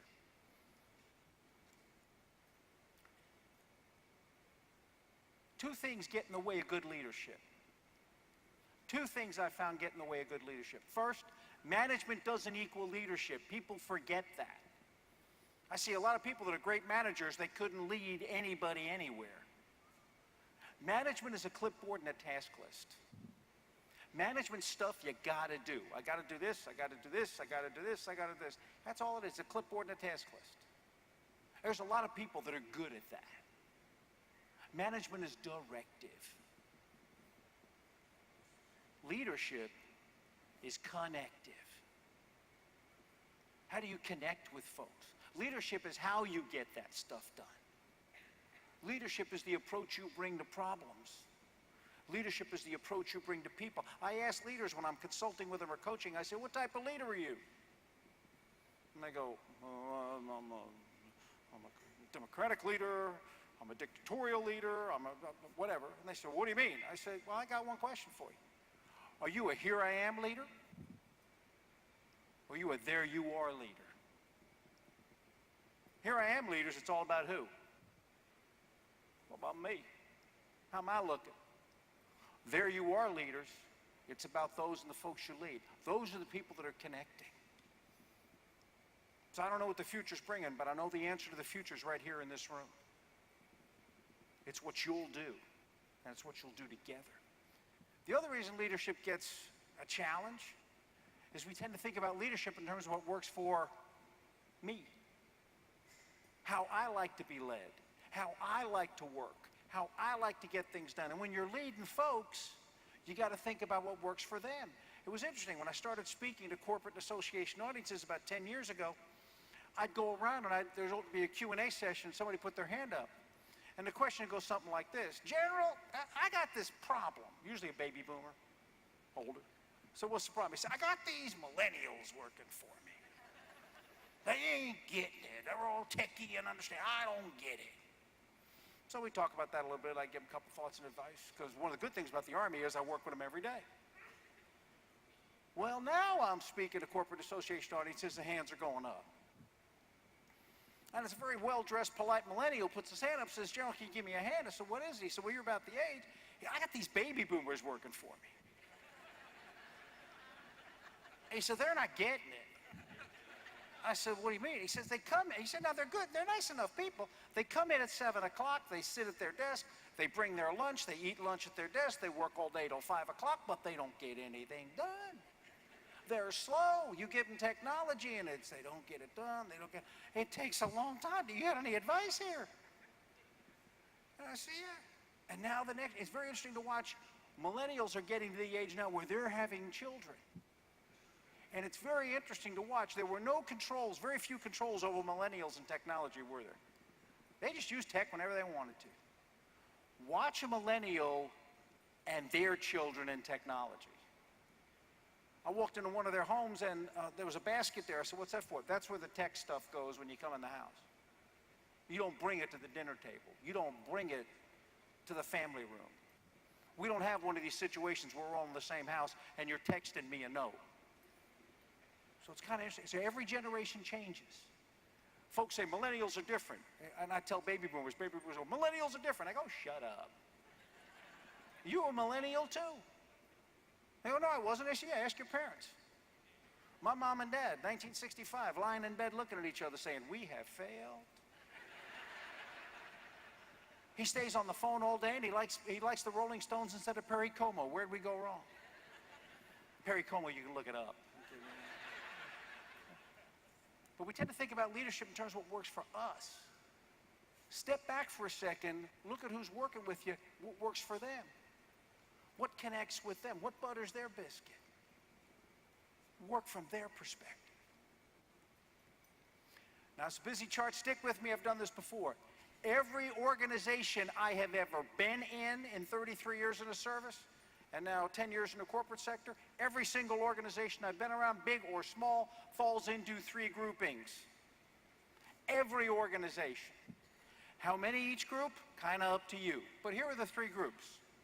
First group over here on the left-hand side, I call them the H2s. They're the heroes and the heroines.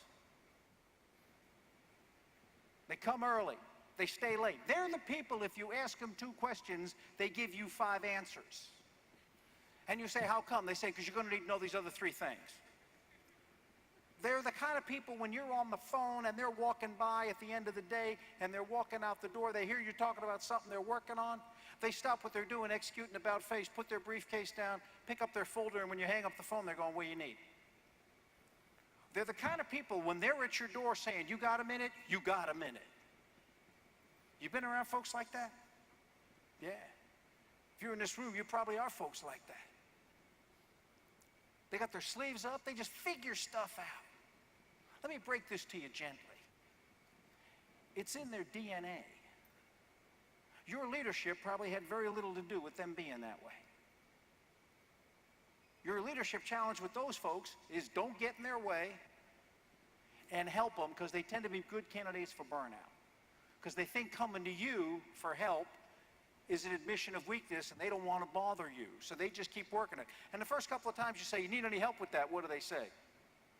Nope, I got it.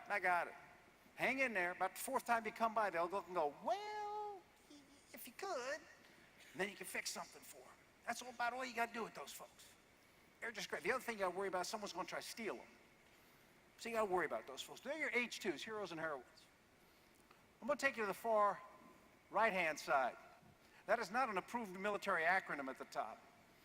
GPTHTTY, but it works. This does not have the endorsement, by the way, of the Society for Human Resource Management. I know, because I briefed this to him once, and the silence was deafening, and I have not been invited back. But GPTHTTY stands for this. That's the other group. God put them here to test you.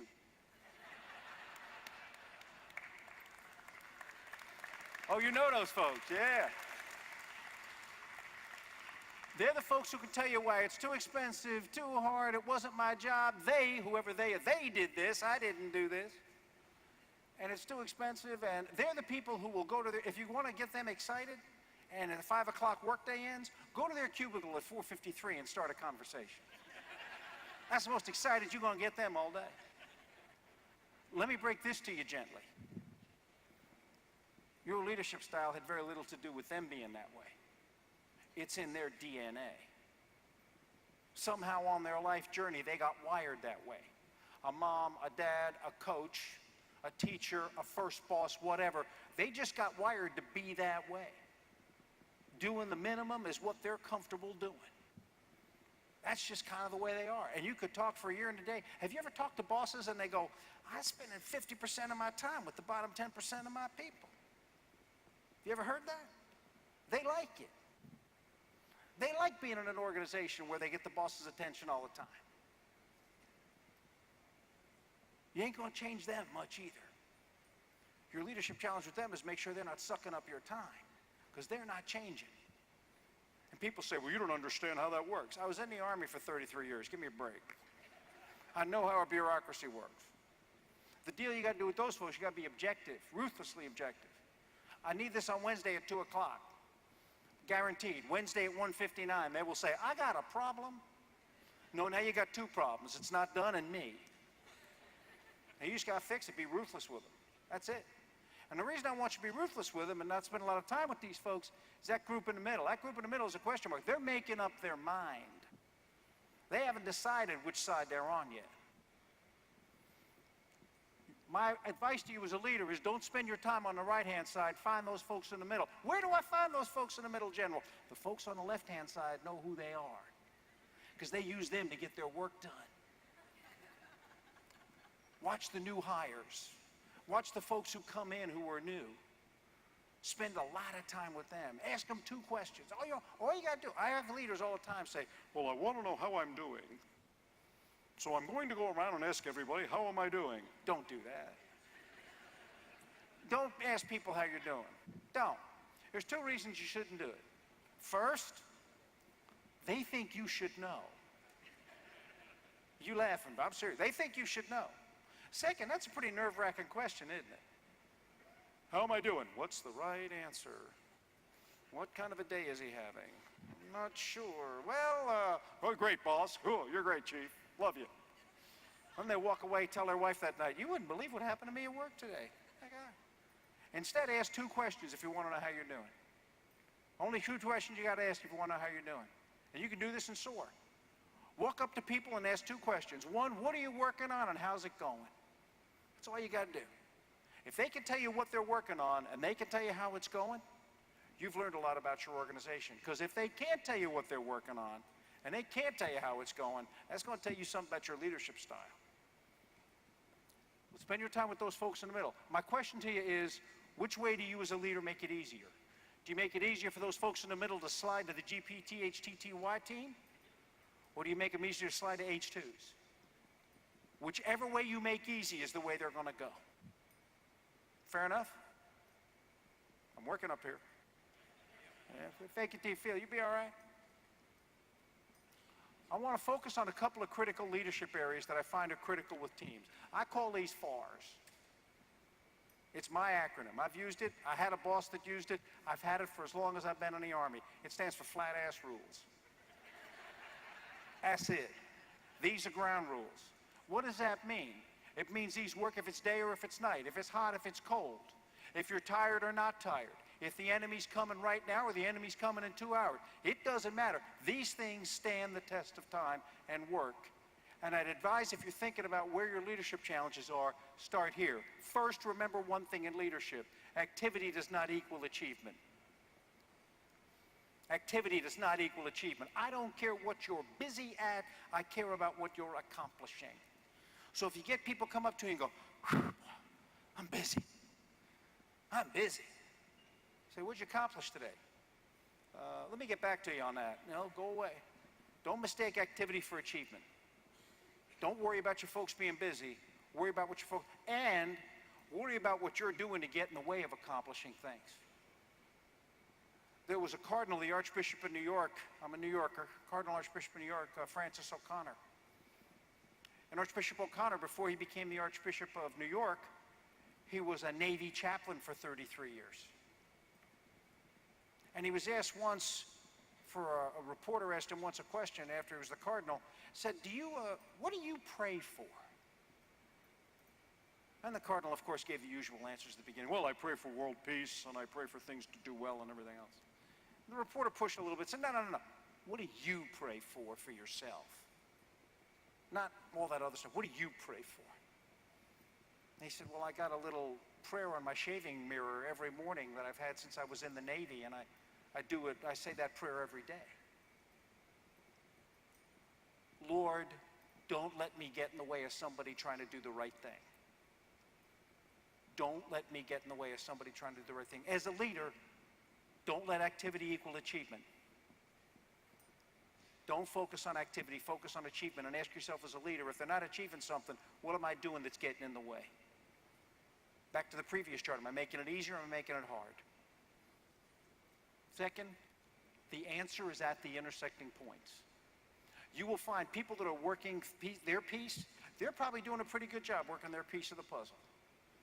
We call them in the corporate world, they call stovepipes in organizations. I find things in the stovepipes are working pretty good. Folks in the HR stovepipe are doing the stuff HR folks do. Folks in the finance stovepipe know what they're doing and they're doing that. The sales stovepipe is doing it. And sorry. The problem with stovepipes is stovepipes have a function, is to keep smoke out of the room. Stovepipes are not designed to talk to other stovepipes. That's your job as a leader. How do you get those stovepipes interacting? So if you have something that you're worried about how it's going, go to the intersecting points. Go to where those organizations have to intersect, where they have to interact. That's why places like this are so important and so critical, because you're intersecting and interacting together. It was a great guy. Like I said, I got born and raised in the restaurant business. There was a great restaurateur. There is a great restaurateur in New York named Danny Meyer.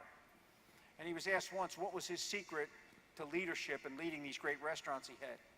He said, I really struggled as a leader until I learned this one thing. And I'd offer it to you. He said, I learned there's not a lot of things people can't do. There's very, very few things people and teams can't do. But I found there's a whole lot of things they won't do. And as a leader, I started making it my mission. When someone said they couldn't do something, I found out, is it something you really can't do? Because then I can train you. Or is it really something you just won't do? And I started finding out the difference in that was their attitudes. So know the difference between can't and won't. What things can't you do? And what things won't you do?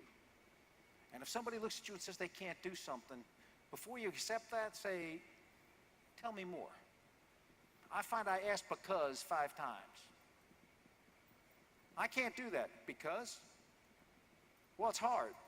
Because? Well, it's really hard. Because? After my 4th because, one of 2 things happens. They learn something or they throw me out of the room, one of the 2. That's all right. The most critical thing you can do as a leader is take excuses away. Find out something. You got people that are working hard for you, and when you say, is everything going okay, they're normally usually going to tell you everything's great. Keep hanging in there. When you finally find a policy, a rule, a bureaucrat, or something that's getting in the way of accomplishing things, take that excuse away. Work that excuse and take it away. You will rise in their estimation as a leader further than anything else that you could do. That will make more of a difference to them. And then finally, decide to decide. Colin Powell, in his book, My American Journey, said leaders have to be comfortable making a decision with about 60% of the information. Because if you wait for perfect information, it's too late. Train's already left the station, enemy's already behind you, too late. So I'm from Huntsville, Alabama now, and the engineers in Huntsville hear that, and they high-five each other, and they get overjoyed. They go, great, decision-making is a mathematical certainty. Draw a line, get to 60%, make a decision. One problem with that. The 60% of information you need to make a decision is different than the 60% you need to make a decision. Is different than the 60% you need to make a decision. So when you're making decisions, my question I always ask is, do your folks know how you decide to decide? Do they know your decision criteria? Or do they have to spend their energy when you say you want something trying to figure out what you want rather than give you what you want? Take time to tell your folks how you're deciding to decide, how you make decisions, why it's important. Because if you tell them that, they'll move heaven and earth for you. And if you don't tell them that, you're going to have quite a challenge. I got one thought to leave you with from Helen Keller. Alone we can do so little. Together we can do so much. This stuff isn't easy. If things that you were working on were easy, we'd contract it out and have somebody else do it. We're asking you to do it because it's tough. Because the heat's high and the pressure's on and the outcome's uncertain. But you're doing it because it's important. I'm very blessed to be here and be in your presence because I don't know what the future holds. But Congressman Rogers, I got to tell you, the future's in the most secure place you can be, and it's in the hands and the hearts of the people I've had the privilege to meet while I've been here. Thank you also very much. Thank you for what you're doing. Please keep our soldiers and their families and our sailors and airmen and Marines in your prayers. They go for you. They think you're worth it. And take a moment to dedicate yourselves to being the type of citizens worthy of their service. They go for us. I was struck when I checked the records this morning. 114 national treasures from Kentucky have given, as Lincoln called it, their last full measure of devotion in this war we're fighting now. They went for us. Thank you so much for their service, that you've entrusted them to us. And thanks for what you're going to do for Kentucky. God bless you all. Thank you.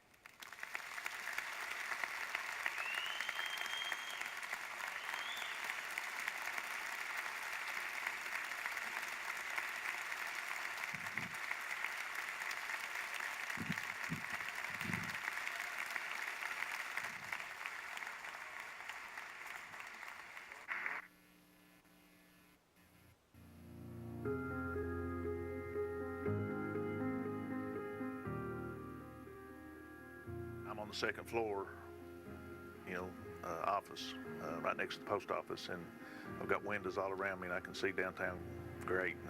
As I continue to look at those windows every day, I could just see continual deterioration. And it just broke my heart because I've been here all my life. I grew up as a kid here. Pineville's my home. I'm proud of Pineville. I want to see it do good. But the one thing that really got my attention, I had family come in from Western Kentucky for a funeral one day. And they said, "Scott, what happened to your town?" I said, "Well, what do you mean? People were leaving. We're losing jobs. People don't want to invest in money. You can't hardly blame them. Everybody's leaving."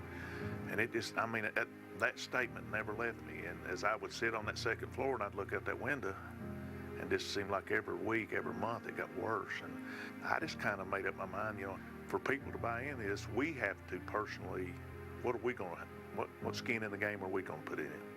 Mayor Maiden and I tried to come up with different ways that we could help people to start their own businesses and to get out and to take that chance. Small business owners, some of these creative people that had an idea that needed just a little push to take the leap of faith to open their own business in Pikeville. At the same time, we noticed all the dilapidated buildings and the property owners that needed a little push or a reason to clean up their properties.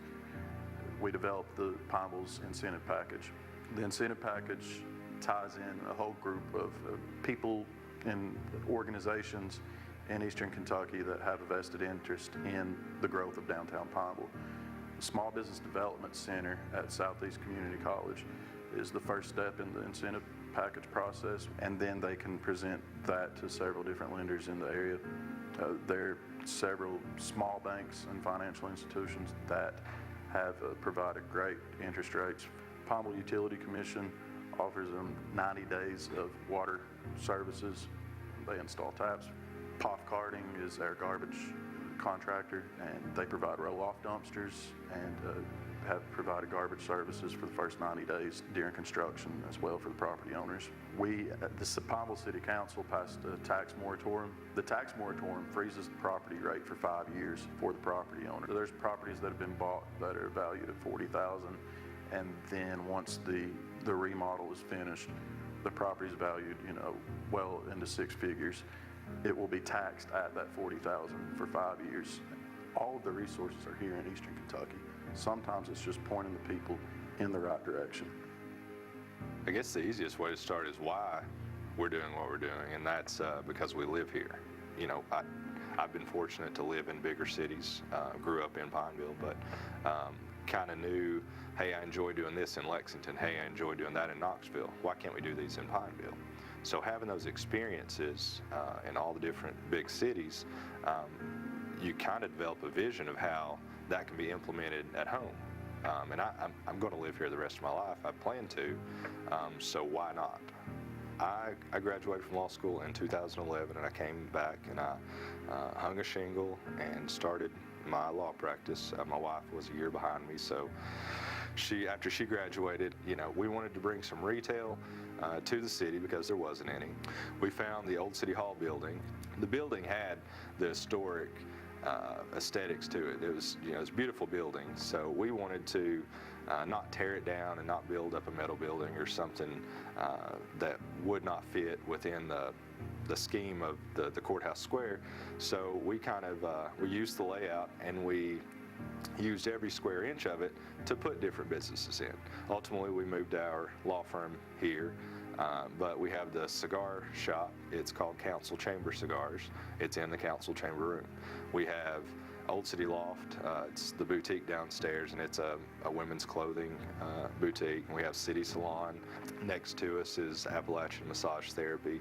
So these are services and retail goods that we would go to Lexington or Knoxville to enjoy or to get. We have that here. We brought that here, and that's what small towns have to do. And we found another set of buildings that had been dilapidated for 10 or 15 years. We took that block and we said, hey, this would be a good commercial space, 4 or 5 retail commercial spaces downstairs, but we need something else to help fund the renovation project and to help bring people to downtown Pikeville. So we decided to do some condominium loft-style apartments upstairs. So we did those first, and we leased those out almost immediately. Everybody said, you're crazy, you're not gonna lease luxury or semi-luxury apartments in Pikeville. Well, they thought I was crazy because nobody had ever tried it. We tried it, it worked, and now we're continuing to do that. We're developing more properties. And the vision is to tap into our natural resources and to cause tourists, to cause people from other places to spend their money here. We have in Harlan, Black Mountain, the highest point in the state of Kentucky. You know, we have the first state park, Pine Mountain State Park. Pikeville, one of the key components that's driven our downtown revitalization has been the development of the Appalachian Wildlife Center, which SOAR was instrumental in seeing through that this project would come to fruition for Eastern Kentucky and the region as a whole. The Wildlife Reserve is going to be huge for this area. We're currently trying to prepare for the influx of tourism that we're going to get from that. And that's one reason that I'm doing what I'm doing and others are doing what they're doing. You know, they're projecting 800,000 people. If we get 400,000, if we get 100,000, that's a game changer for us. So when we talk about vision, I'm not talking about just business owners or just developers. You have to have a community that has vision as well. There are more opportunities here in Appalachia than what people once realized. I think that those are being created through different organizations in the region. Different opportunities are being created for people to stick around. People are starting to believe that there is a future in Appalachia.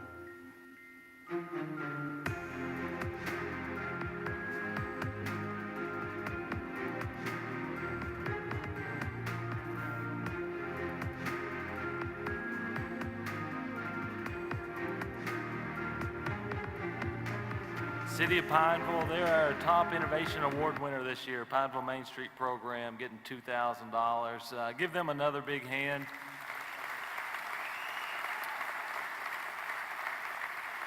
I also want to make sure we recognize Appalachian Wireless for their commitment and the sponsorship of the keynote speaker today. What about Major General Vinnie Bowles? Fantastic job. Thank you for your support on that. We are transitioning now to our final speaker before our round of special announcements with the governor and congressman and several other dignitaries. And, you know, we thought this year we want to showcase the proof of what's happening.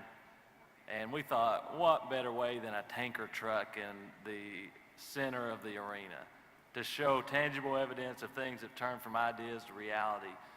And you're going to hear just in a moment from the CEO of Silverliner. And we're so glad they're here. When they said they were bringing it to the Expo, started saying, how tall is it? How tall, how wide is it? How heavy is it? Can we get it in here? Well, it's in here because that's what we do. So watch this quick video about Silverliner. You'll hear from Chris, and then we're bringing our dignitaries up on the stage to show that not only are our people believing and taking action, but our federal, state partners are investing and supporting that work. When those two happen together, that's when transformation starts to happen. We're excited about it. Thank you all. At Silverliner, we take pride in producing the best trucks in the shortest amount of time, giving you greater return on your investment. We understand that your business moves fast and time is money. Not only do we get you on the road faster, we also provide you with the most up-to-date, state-of-the-art equipment on your truck so that your business can be more efficient and profitable. We are always researching newer and better ways to operate and maintain our trucks so that you can focus more on your business rather than worrying about your truck. We strategically engineer each aspect of the tanker truck before we begin the production process. We use 3D modeling and electronic stations in each pod of the production facility to ensure 100% accuracy upon completion of the unit. During the production of the tanker, the technician or welder uses the 3D modeling diagram to separate and remove any aspect of the unit to determine specific measurements and locations of each device used. With Silverliner, you can be assured that your truck is built in a modern, state-of-the-art facility, individually engineered and assembled by the highest quality workforce available. Quality is more than a word at Silverliner. It's a culture, and we stand by each truck we produce. Silverliner, built tough when you need it.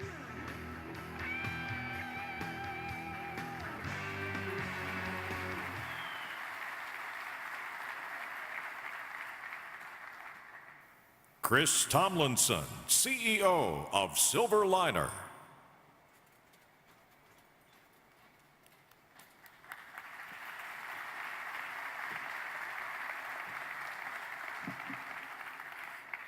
Thank you. I'm glad to be standing here today. It's been a long year and a half to get to this point, but I'm glad to say that Silverliner today is open for business.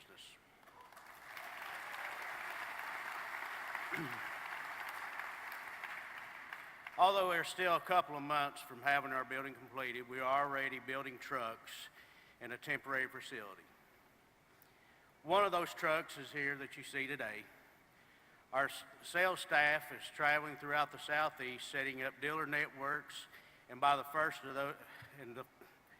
those networks will extend nationwide by the first of the year. Trucks built right here in Eastern Kentucky will soon be all over the country.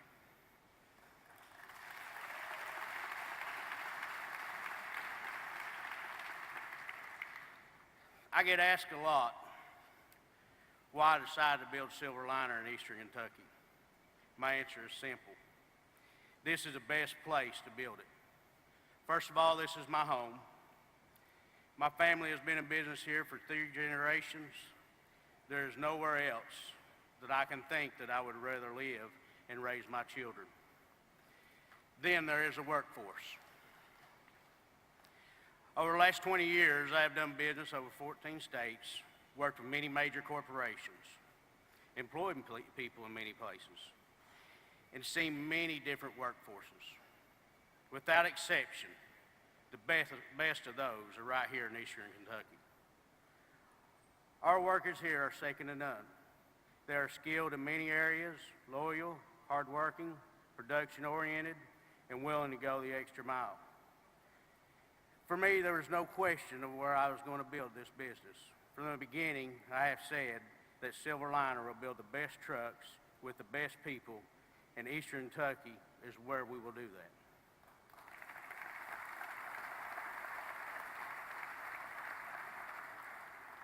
We received over 3,000 applications for our first 75 job openings. We began the interviewing process and we began our welding test in March of this year. From that process, we sent our first group to be trained in March on a very grueling, tough program. It was 12 weeks long. Big Sandy Technical School and Hazard Community Technical. I am proud to say that in June that we have graduating 2 classes, and we have already begun 2 more classes also at the Pikeville campus for Big Sandy and 1 in Hazard at the Community Technical. We saw 23 people receive certification in advanced aluminum welding. Most of these men worked other jobs, spoke to several. They would get up at 3 a.m. They would go and work 10, 12 hours. They would be back in their class training. We started classes at 5. They run to 9, 10 o'clock at night. We've done this in the evening because I know what kind of people live here, and I know how our workers are. They're going to continue their jobs, and they needed something afterwards. To explain to you how hard this is and how tough these gentlemen are, the average weight loss was 22 pounds. So it's not easy. The labs are very hot. They have to wear protective gear and a lot of hard work. I couldn't be more happier with the outcome. One more note. To prove with a lot of the videos that you all have seen here today, Unite and the House, many others, out of 300 assessments, 2 people, that is all, just 2, did not pass the pre-employment drug screen.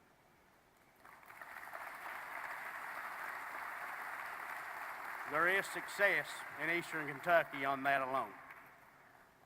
The outpouring of support for Silverliner has been truly overwhelming and humbling for me and my family. We have had so many people that have helped us, reached out with anything that they can do, and there's no way I could possibly name them all, but however, there are some that I would like to acknowledge. Jeff Whitehead and the staff at EKSEP have been instrumental. The first day after the announcement, in the first week, Trish Adams walked into my office and said, "You need me. You have to have me."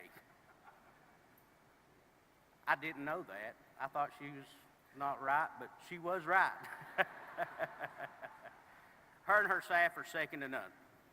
Anyone in our region, anyone looking to come to our region, that should be one of your first phone calls.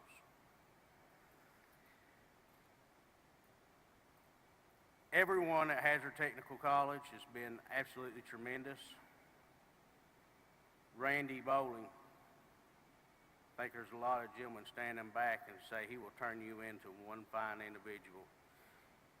He will work with you and stay as late and come as early as you want. A lot of those gentlemen came at 1 o'clock in the day and stayed till 9, 10 o'clock at night. Scott Linkus, Big Sandy Technical College, the same. Superior person. Put a lot of extra time in to make these guys develop the skills that they needed. City of Pikeville, what can I say? First people I spoke to, first people go to bat for me. They have been there from the beginning, 110% helping me with this project. Mayor Carter, the commissioners, Bob Shirtliff, Pat McNamee, Kim Downing, Steve Hartsock, Sean Cochran, thank you. Secretary Snavely, thank you and your staff for seeing the potential growth and jobs creations in the reclaimed mine sites. Congressman Rogers, all my life to you, as well as everyone else in Eastern Kentucky. Your dedication to our region and your commitment to do everything that you do for Eastern Kentucky. This is only one of your projects. Can't thank you enough. The people of Eastern Kentucky are grateful for your many years of service. Governor Bevins, thank you for your support, you and your administration. I know that you believe in the revitalization in Eastern Kentucky is a key to our great Commonwealth being competitive on a world stage. I know you joke about not having a favorite region in the state, but I think we know better. I could not have done this full support of my family, my wife, a wonderful mother, for my children, Cash and Emma, and a great business partner, as well as all the team at Silver Liner. I want to personally thank you. We have very few people. We're growing every day.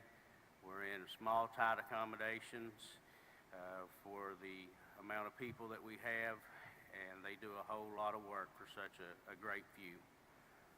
Thank you, everyone.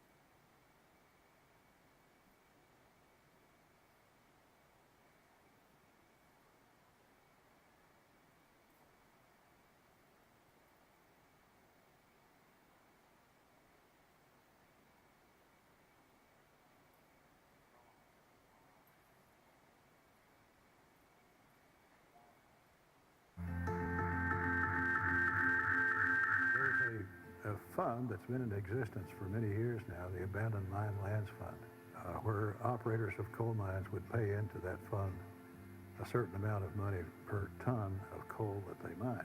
However, that money is just laying there. It's like $4 billion.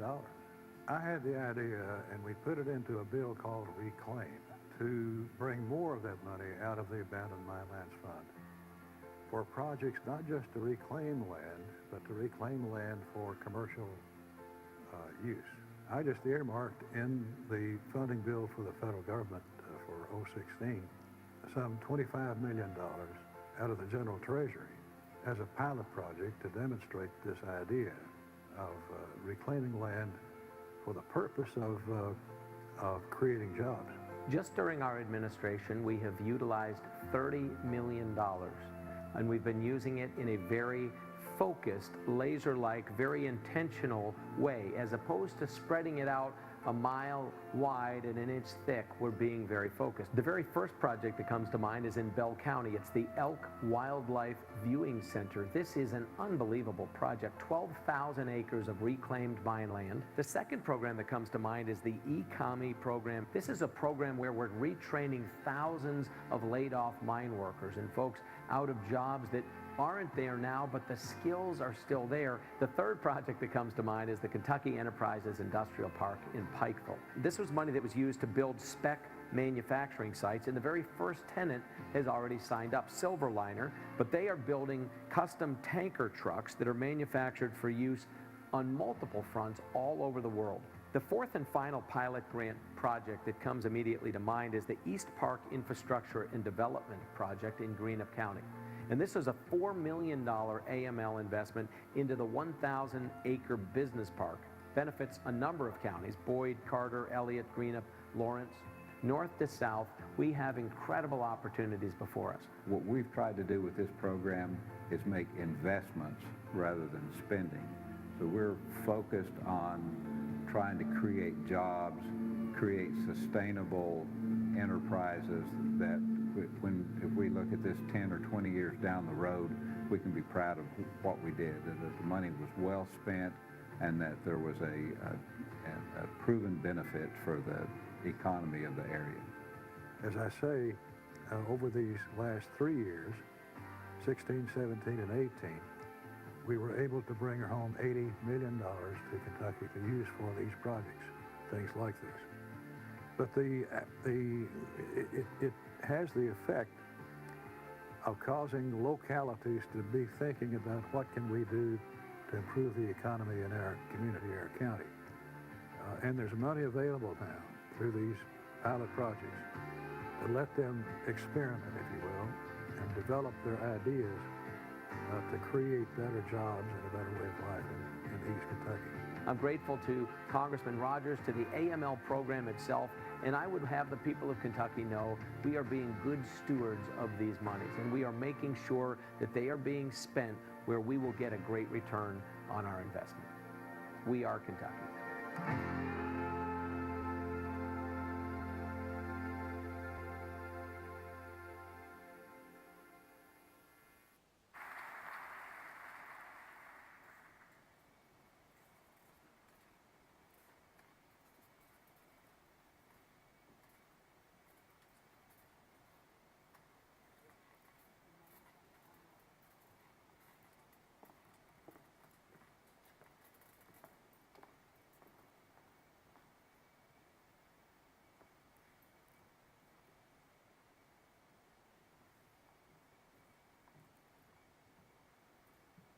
Hello again.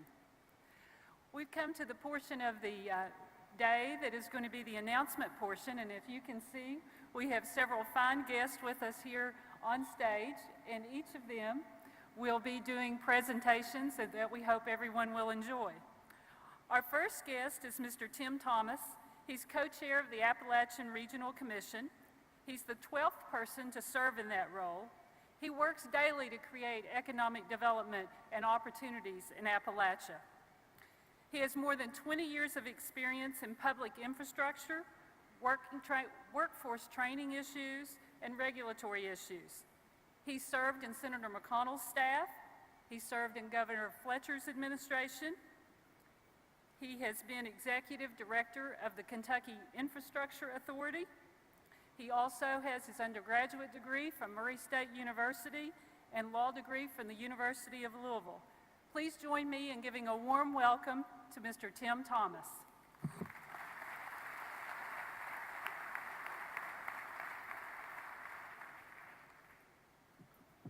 Well, thank you, Kim, for that kind introduction, but what an amazing gathering of enthusiastic, optimistic people working together to change the narrative of Appalachia. Before I go further, I do want to recognize my friend Ann Hazlitt, head of USDA Rural Development, and welcome Ann to my home state. Ann is doing a great job for rural America, and she is a true friend of Appalachia and of Kentucky. She is a terrific partner for ARC. We work together closely, and we appreciate her being here and USDA's work and investment in the region. And I'd like to thank Governor Bevin and Congressman Rogers for their leadership in SOAR and for their vision for a strong Kentucky. This is part of the reason we are here today. And thank you, Congressman Rogers, for working to ensure that ARC has the tools it needs to meet the evolving challenges of Appalachia. You are our champion in that regard. Thank you, sir.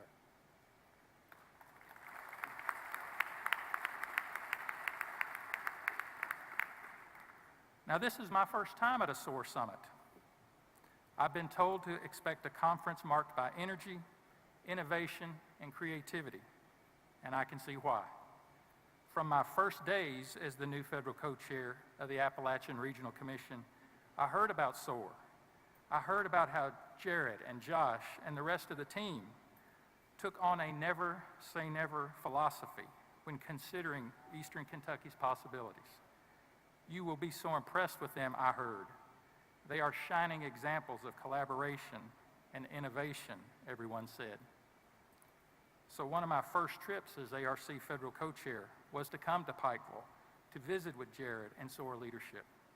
I wanted to see firsthand what the relationship between SOAR and ARC looked like. I wanted to understand how it was working and what were we, SOAR, and Eastern Kentucky getting for our ongoing investments. It only took a few minutes for me to see that everything I had been hearing was absolutely true. I'm seeing SOAR's uncanny ability to bring people and ideas together to foster partnerships that will make a difference in Eastern Kentucky.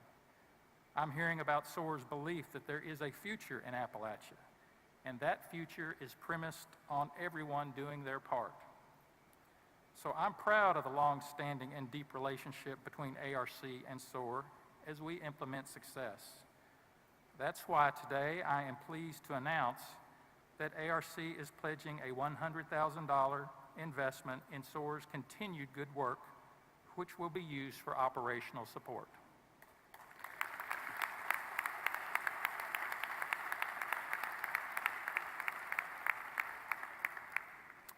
This investment will continue to work towards our common goals of economic prosperity in Eastern Kentucky and throughout Appalachia.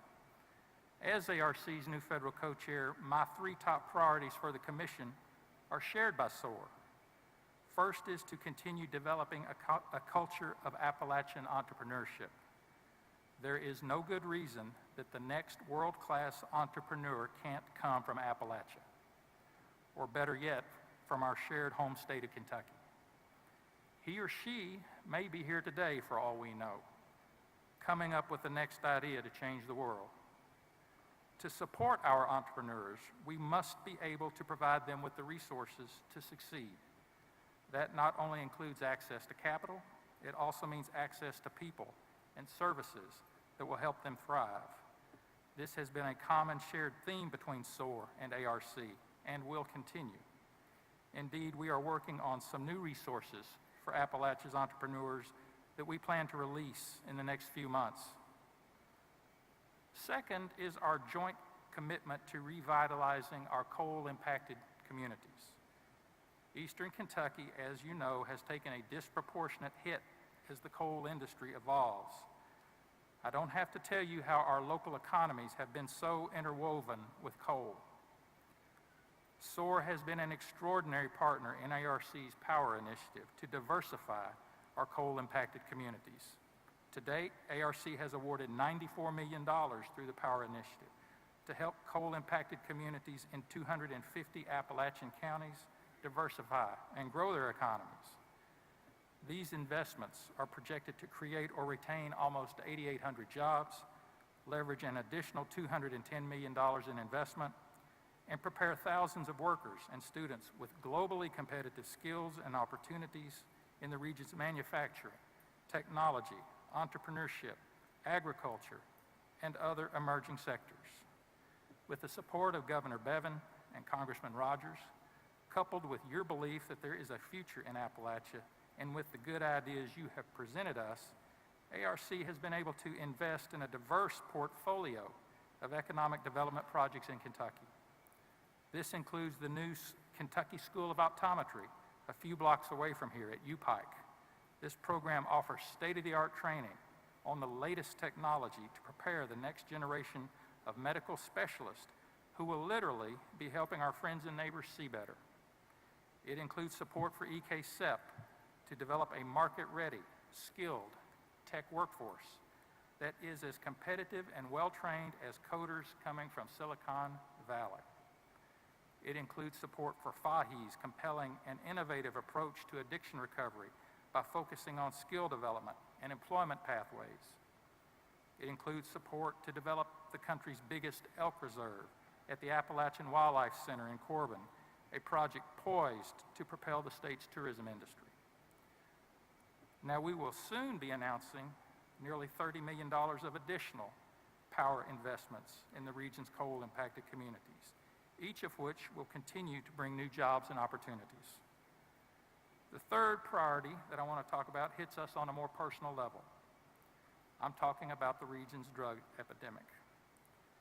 A sad but true fact is that every one of us has a friend, neighbor, colleague, or relative who has been personally touched by the epidemic. It is not only impacting our families, it is also preventing our economy from thriving. That's why we can no longer consider this someone else's problem. I know this is an important issue to Congressman Rogers. He has been a stalwart leader, sounding the alarm about the opioid epidemic in Kentucky and Appalachia before anyone else. Heeding Congressman Rogers' call, ARC has been a longtime partner with Unite and its efforts to address the region's drug crisis. We are proud of that partnership. But there is more that we can do. As economic developers and as community leaders, we need to take the drug issue head on. Research tells us that one of the key anchors for successful personal recovery is employment. I've been traveling the region to learn more about what is working in our communities as they develop stronger pathways to employment for those in recovery, and how we at ARC can help. While the opioid epidemic unfortunately began in Appalachia, there is no reason solutions can't come from our region as well, solutions we can share with the rest of the country. Despite this challenge, like you, I believe there is a future in Appalachia. Indeed, everywhere I go, especially in Eastern Kentucky, I see private sector investments, regional collaborations, innovative partnerships, and workforce opportunities. I see creativity, energy, and optimism. Much of this has to do with SOAR's leadership and vision. This makes me bullish on Appalachia. If Appalachia were a stock, I would buy it because I believe it is an undervalued asset. I want to thank you for having me here. I look forward to coming back to see the continued progress Eastern Kentucky is making and seeing more of what the good work of all of you is making possible. Thank you for the honor of speaking to you today.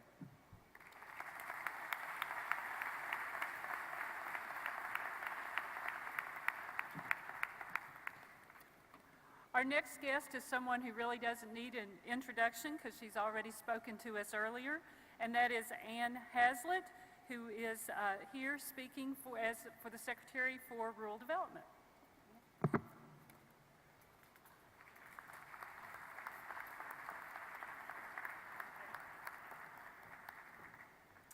Well, we have some exciting announcements that we'd like to share about investment that we'll be making in Eastern Kentucky. And in order to assist me in doing that, I've asked Ms. Hilda Legg to join me on the stage. Hilda needs no introduction here in Kentucky, but she is our State Director for Rural Development.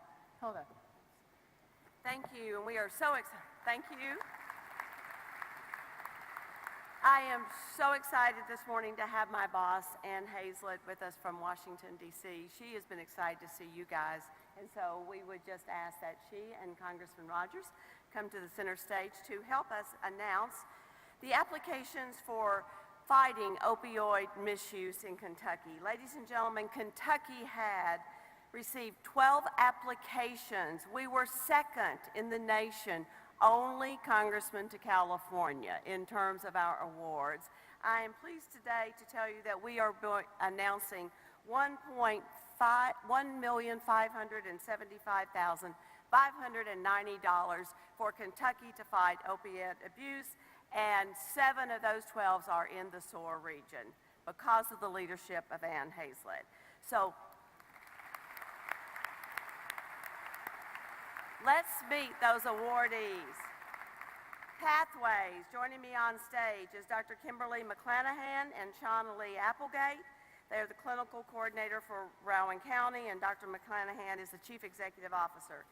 Pathways proudly serves as a community-based organization for mental health, prevention and treatment of alcohol and other addictions, services for individuals with disabilities. Grant money will be used for equipment, outpatient centers across the Commonwealth to assist opioid misuse counseling and behavioral health. Included in this award is Montgomery County, $31,160, Elliott County, $37,990, Pathways in Louisa, $39,900, in Grayson, $44,570, in Rowan County, $77,400, Sandy Hook had set $37,990. Congratulations to Pathways.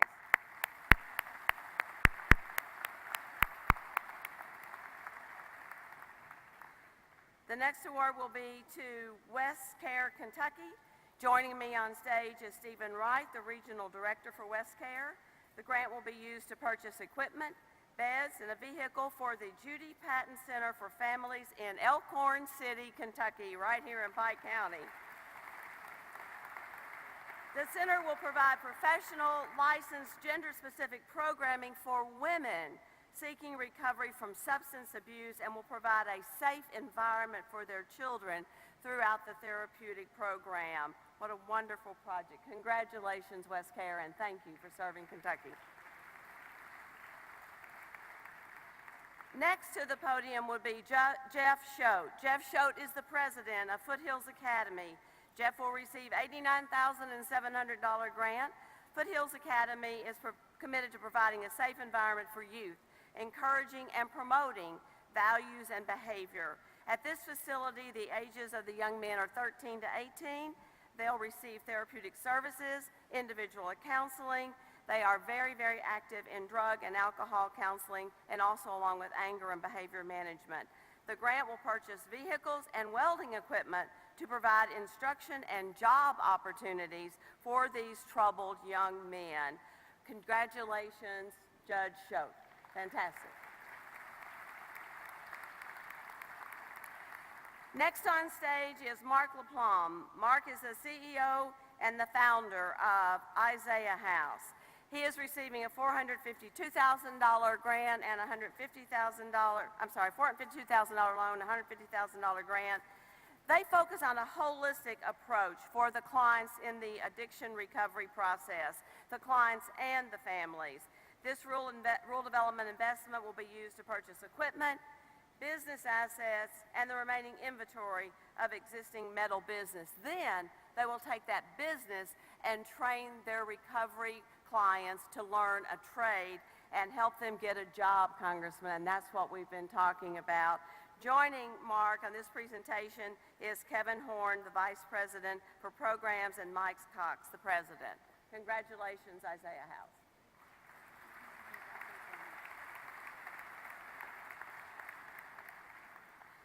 Next coming to the stage will be Magoffin County. Dr. Pete Shepard is the Public Health Director and does double duty. He is the mayor of the city of Salyersville. Joining him will be Carolyn Isaacs, the registered nurse for the health department. We are excited to announce that this rural development investment of $72,170 will be a mobile opioid health clinic that will travel around to bring the services to the clients. And we know transportation is always such a barrier in Eastern Kentucky. A patient will have access to medication, counseling, needle exchange, relapse prevention training, and basic health screenings. Congratulations to Magoffin County.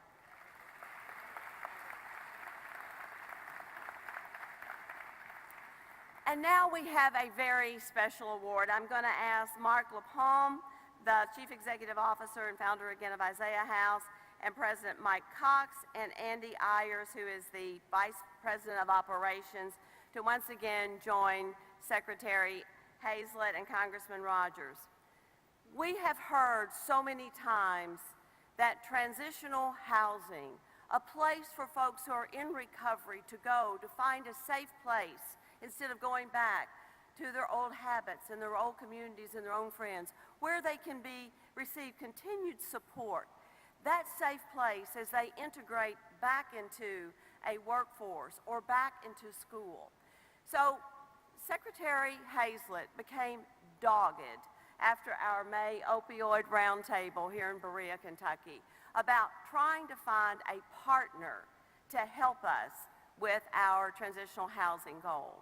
We at USDA Rural Development make home loans. Many of you know about the Rural Development Home Housing Program. We make those loans, and sometimes folks can't simply make that loan payment, and those houses go back into an auction status. This is where we looked for a partner. And we hope that this pilot, the very first one in the United States of America in all of USDA rural development, the very first one, we found a partner with Mark LaPalme and the Isaiah House. This is very exciting news. We'll be doing the actual signing of the deed and the documents, transferring it from USDA to Isaiah House on the second floor. And at 12:30, you're all welcome to join us at that event as well. But Rural Development is partnering with them. This official is the first one and only, and we look to have more. So I hope all of you will begin to think about how you can become a partner with USDA Rural Development and create a safe and affordable home where our people can receive job training and support as they transition back into society. Give a great round of applause to the Isaiah House for this first award.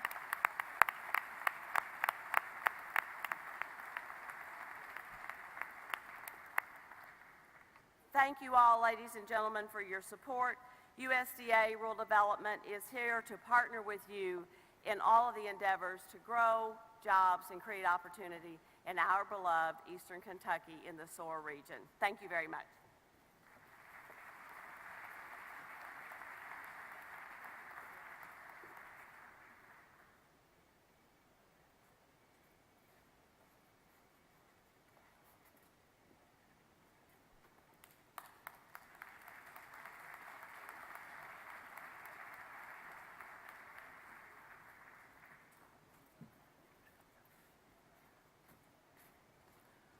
Well, as you can see, we've had another guest join us on the podium, and I think we're good and ready to go.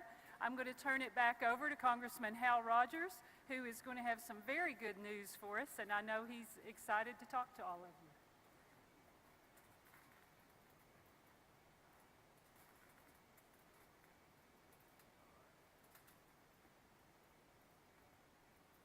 Well, thank you very much for the introduction.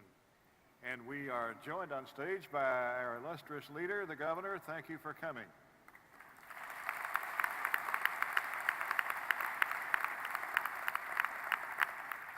He just got back from a trade mission to Japan, Korea, wherever else. And he just got back, and his clock is so messed up he doesn't know where he is. But we're delighted that he's here, and you'll be hearing from him shortly. When we survey the depth and width of our efforts through SOAR, we would fall shorter than the marks that we've made without the support of our federal partners, especially the Appalachian Regional Commission and USDA's Rural Development. Their investments are deeply appreciated, and we promise to be good stewards of the funding that you've planted in our communities. The Economic Development Administration has also invested millions of federal dollars to help us educate and train our workforce for new industry opportunities. In fact, just 2 weeks ago, the EDA announced a $2.5 million grant for the Kentucky Community and Technical College system that will be shared between the campuses at Big Sandy, Hazard, and the Southeast Kentucky campus in Middlesboro. The funding will fast-track new programs on each campus focused on advanced manufacturing training programs and is expected to create 261 new jobs. The key to these grant-funded projects are the relationships that are often developed between the public and private sector. I'm honored to announce today that Toyota Tusho is leveraging this federal funding to make a $30,000 investment of its own at the Southeast Kentucky Community Technical College to launch an advanced manufacturing makerspace at the Middlesboro campus. Students and small businesses will have the opportunity to be mentored by top leaders within Toyota Tusho and gain the advanced training and guidance they need to prepare for jobs that are high in demand within the advanced manufacturing industry. Would our friends from Toyota Tusho please stand so that we can recognize you? Yes, thank you so much.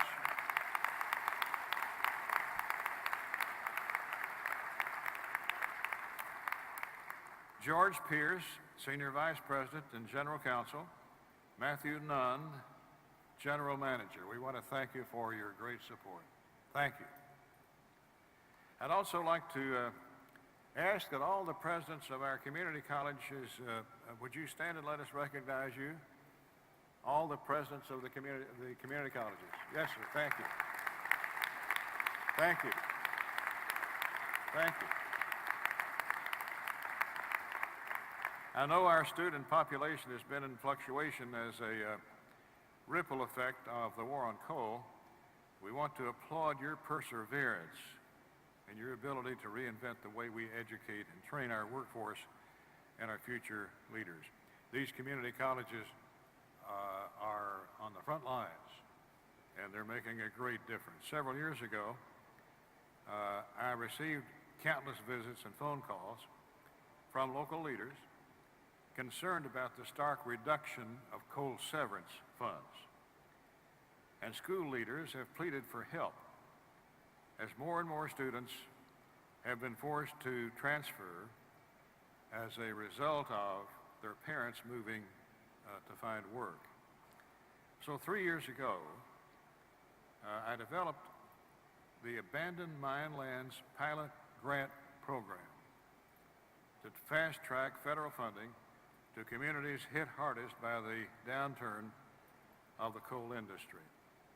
I first filed a bill called the Reclaim Act to try to get at monies that are sitting idle in the Abandoned Mine Lands Fund in Washington, D.C., with a total of roughly $4 billion that's been accumulated over the years by coal companies paying in a fee per ton of coal mined.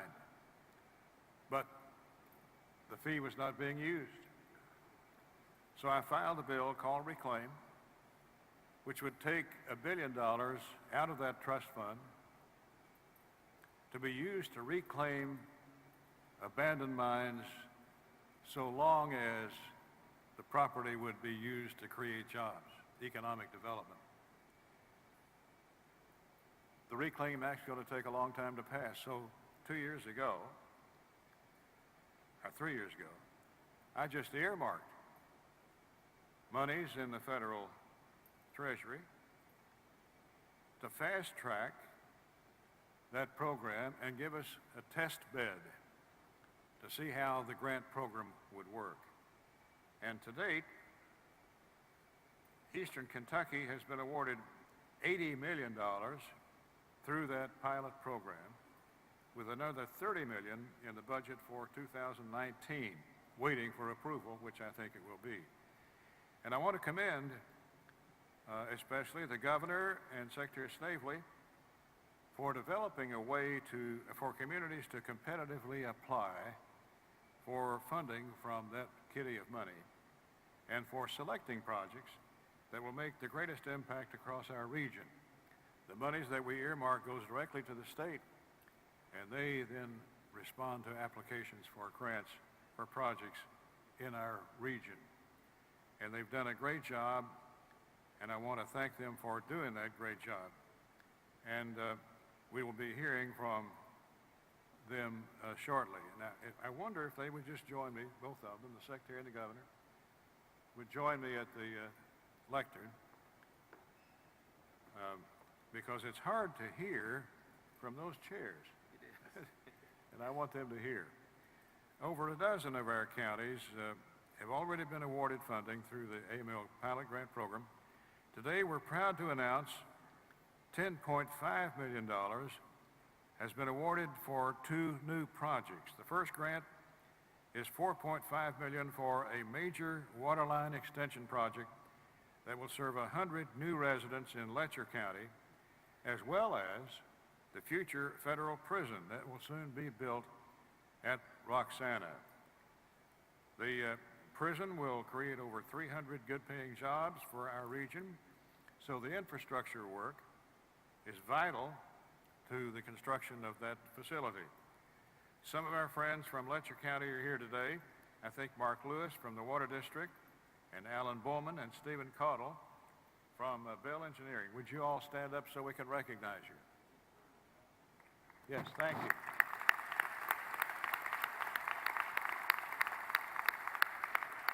Thank you. The second grant is $6 million for the city of Pikeville to build a new 60,000 square foot facility for Interblu, as well as the site prep work required. The Kentucky Enterprise Industrial Park will soon be Interblu's new home, just a few miles down the road, right here in Pike County. Interblue will be putting 875 people to work at its new advanced lithium battery manufacturing facility with an average pay of $39 an hour. Some of our friends from Interblue are here today. Please stand. Let us thank you for being a great company and bringing those jobs to Pike County. Would you stand for us, please? Interblue, thank you.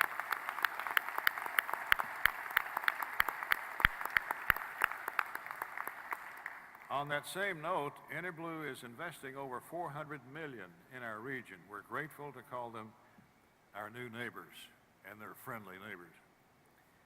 I've said it time and again, our best resource in eastern Kentucky is our people. And Interblue has clearly been impressed with the skilled workforce that we have available. And if you talk to them, they will tell you that one of the main reasons they chose here was because of SOAR and the work that you're doing and the kind of hope that you're inspiring. And that's the kind of new citizens that we like to have in here.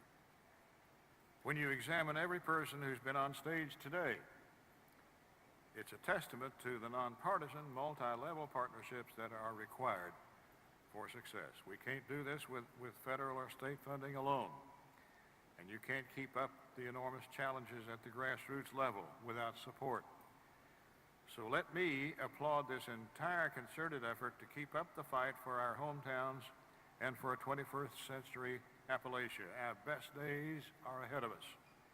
Secretary Snavely has invested countless hours sorting through the applications that you've made and meeting with local leaders to find projects that will employ the most people and make the most sense for eastern Kentucky. Secretary Snavely, we deeply appreciate your work on the pilot grant program, and we want you to say a few words to us. And Governor, we want you to close out the summit in a few minutes. Secretary Snavely.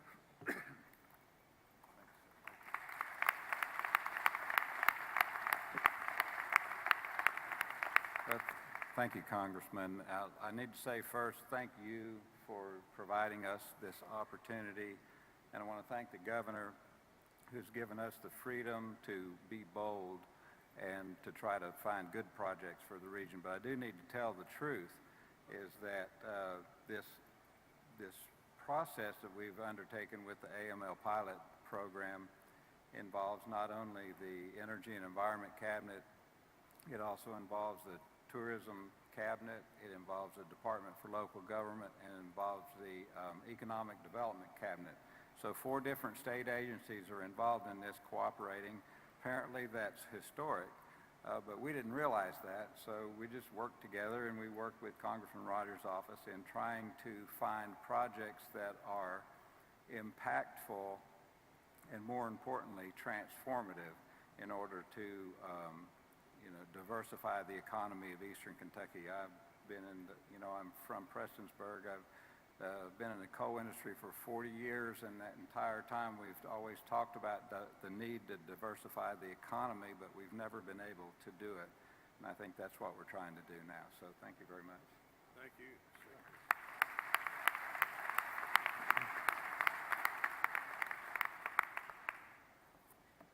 When this governor came into office, I was thrilled that he was so interested in what we're doing with SOAR. He is a true blue Eastern Kentuckian, and we appreciate his constant mindfulness of what you're doing in the SOAR organization and in the communities that are served by the grant program that the Secretary and the Governor approve. We are delighted that he is with us again. We are sort of unofficial co-chairs of this organization. We are behind you 1,000%. We want to help you achieve your goals. And I could not have a better partner in his dedication to Eastern Kentucky and to the success of SOAR than this great governor. So would you welcome to Eastern Kentucky again our great governor, Governor Bevin.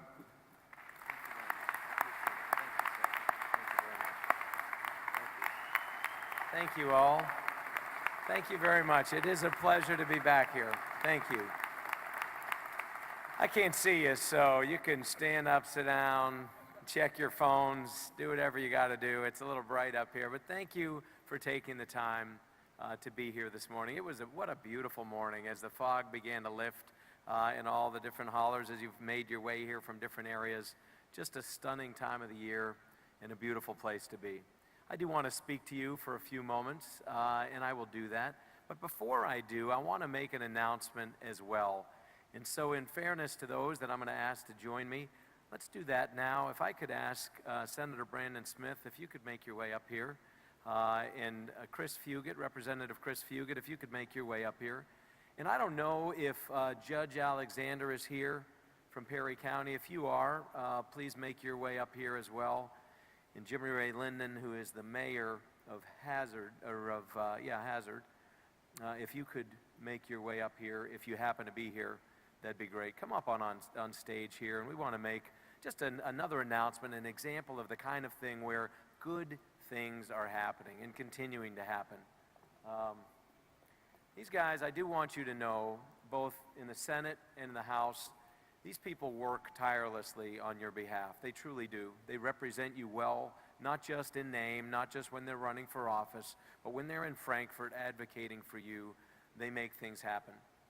And I'm not sure that the other two gentlemen are able to be with us today, but this is an announcement with an ARC grant that's going to be applied specifically into Perry County. And I want to have these guys here to join me in celebrating something that they and so many others have been working to help make possible. This ARC grant, these grants have been used historically throughout the years around this region of our state and in surrounding states throughout Appalachia. But we have, as was noted by Secretary Snavely a moment ago, started to be much more focused, much more intentional as to how and where these dollars are being used. They're being used less and less for political reasons. I mean, sometimes there seems to be politics involved in these things, but the whole purpose of them is to get a good return on the investment. And the investment is, frankly, taxpayers. That's who's funding this at the end of the day. This may be a federal or regional grant coming from federal dollars, but heck, it's your dollars. It's our dollars. We're the ones paying for it. It just comes back to us. How can we be the best stewards of that?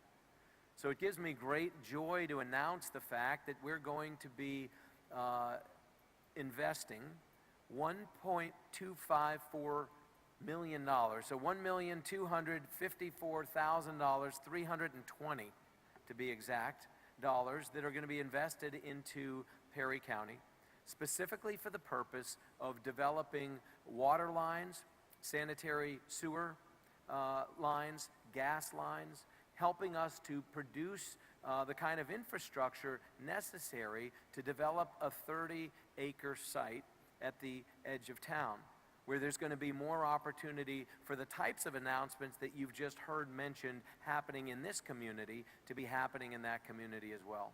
So gentlemen, thank you for what you all have done, and thank you very much to Sandy Donahue and her team with Department of Local Government, and to the folks at ARC for entrusting us with these dollars. We will be good stewards of this $1.25 million. Thank you. Thanks, guys.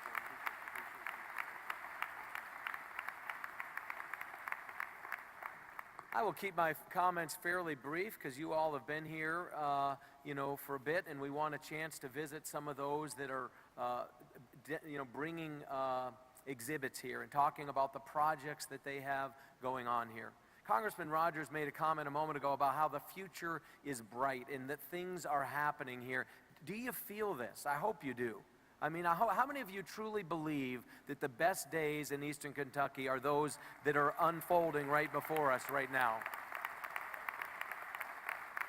We had a board meeting with the SOAR board a couple weeks ago.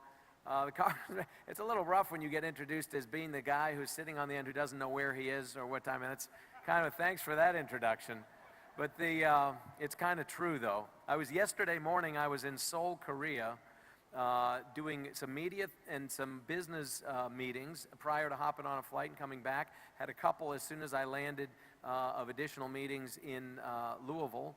and then here we are here. So it is kind of all over the world. I mean, how blessed we are to live in a world where things are that expedient. There was a time not long ago when regions of America and regions of the world, like the one we are in, were seen as somehow off the beaten path. But quite literally, I was meeting with people yesterday morning on the other side of the world, talking about a company also in the energy space, also looking to make investments of up to $3 billion in the U.S. in phases, $1 billion at a time. They may or may not come to Kentucky, but we are working hard to make sure that they do. These are the kind of things that are possible that didn't seem to be possible just even a few short years ago. These are the kind of things that it's exciting for me as the governor to be able to go and represent on your behalf, to be able to tell people about this extraordinary gem that we have, this stunning thing called Kentucky, called Eastern Kentucky, the work ethic, the values, the pride that people take. It's extraordinary. I was helping earlier in northeastern Kentucky. I was up just outside of Moorhead, celebrating the 100th anniversary of Hinton Mills, a company that has been dedicated to serving farmers in the northeastern part of this state for 100 years, and their growth potential and their excitement as they celebrate their centennial. It's fun to see when things are really working, and indeed that when the future really is bright ahead. If you remember, how many of you, and I'll try to shade my eyes and see, how many of you were here on that cold winter day? I believe it was in December. It was either December or maybe early January of 2014, 15. I guess it was actually 13. December of 2013, the very first SOAR Summit. How many of you all were here? So a number of you. Excellent. You know what's encouraging to me is I'll bet you, unless you're being shy and not raising your hand, that was maybe 15 to 20% of the people here. Many of you were not here on that day. But for those of you, which is fine, what this tells me is that we're getting newer people coming to this equation. And for those of you that were here, remember the nature of that conversation. It was an all day long, or the better part of a day, type of a presentation from this stage. And the people that were on this stage and the people who did most of the speaking were not from Kentucky. They were people from other places like the Iron Range in northern Michigan and places like this where they had seen a downturn in their economy, and they were coming to bring us hope. And this place was even more packed at that time. And the irony was, when things were more bleak, when the times were darker and hope seemed to be farther away, if it even existed, then the sense of concern was high on the part of people in this community and in this region. The place was packed out with people hoping for a glimmer of hope.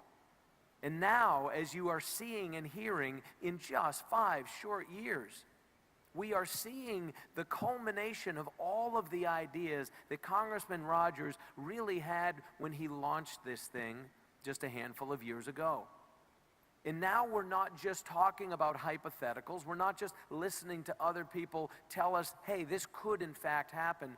Things are actually happening.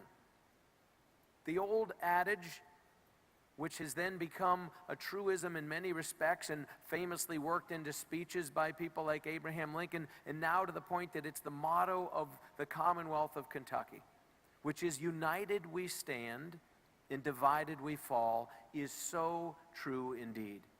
And I want to thank each and every one of you, especially those of you who came to that very first one, and probably most, if not all of you who came to that first one and are here today have probably been to each of them along the way.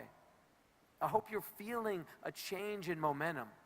There's fewer people who are able to come here because there's more and more people that are working. We still have a lot of upside potential, a lot of wood to be chopped. But we are making extraordinary strides. And I want to thank each of you for being part of the process, for believing enough to be here, for pouring in. I'll close with this comment. I want to challenge you, actually, to continue to be emissaries, to truly believe that our best days are ahead, not just when asked, not just when prompted, not just in a situation like this, but to go out and exude it to talk to people, to find ways that you can make it come to fruition. I wish you could be with me in all of the meetings that I have literally all over the world. If you think about this, in the history of Kentucky, the most private capital that we had ever had invested in our state in a single year was $5.1 billion, which is a lot of money. $5.1 billion had been invested in Kentucky in the best year we had ever seen. Last year, that was prior to just a couple years ago. The last couple years, we've seen a remarkable difference, and in partial measure because of folks like you. People like Chuck Sexton, who represents a whole series of counties in the eastern part of the state, who I run into Chuck all over the world as he and I and others are out representing these communities and representing the Commonwealth as a whole. Last year, we had over $9.2 billion in a single year, nearly double the best year we had ever previously had. We've had $16 billion worth of announcements, actually just short and about to be quite a bit over $16 billion in capital investment in Kentucky in the last 2.5 years. We've never had a 4-year period in any time in our history to have even close to that much. We're shattering economic development records. Why? Because we're taking our story to the world. We're not waiting, sitting around, hoping for some handout from somebody somewhere or hoping that somebody here somehow stumbles onto something. We're being proactive and intentional. And it's exciting. It's being driven by those in this community. You remember in that very first SOAR Summit, there were breakout sessions and people were talking about different ways in which the community could come in and get involved. Well, now you are involved. And so my challenge to you is to continue to be emissaries in your own way, in your own space, challenging one another to believe like you've never believed before, to be optimistic and positive, to go and travel and bring to the world an understanding of all the incredible things that we have here. I literally have the CEO of a major company, a major global brand, that's going to be flying in here this weekend, Labor Day weekend, because he wants to spend time prior to sitting down with his board later in the week, where, knock on wood, it would seem that we're on track to have another $650 million investment being made. It's not in this region, but trust me, it's good for this state. This whole state is being buoyed by what's good in the east is good in the west and everywhere in between. And I want you to hear it, to know it, and to believe it, to truly believe it, and to be proud of it. The work ethic, the values, who we are. It's a tremendous compliment for me to have the congressman say that like an Eastern Kentucky blue blood, or true blue, I think were his words. Kind of a difference between true blue and blue blood, I guess. But Eastern Kentucky true blue, well, you all know I'm not originally from Eastern Kentucky, but I have a tremendous kindred spirit with the people of Eastern Kentucky. I've shared with you before, but having grown up in a poor, rural, mountainous community, I appreciate where jobs are scarce. And when industry folds, it doesn't come back easily, and unemployment is high, and there's rampant drug problems, and there's a discouragement that seems to always be right at the edge of the door. I feel in many respects as if I'm home every time I come back through these mountain gaps, because it's so similar to where I was raised. It's why I am so excited about what's starting to change. We are in the next 10, 20, 30, 40 years, in our lifetimes, for the vast majority of us in this room, we are going to see a transformation in Eastern Kentucky, the likes of which we have only dreamed about and thought about and hoped for. And it's now happening because of folks like you, because of those on this stage, others that you've heard from, and others that you will hear from. I want to thank you again.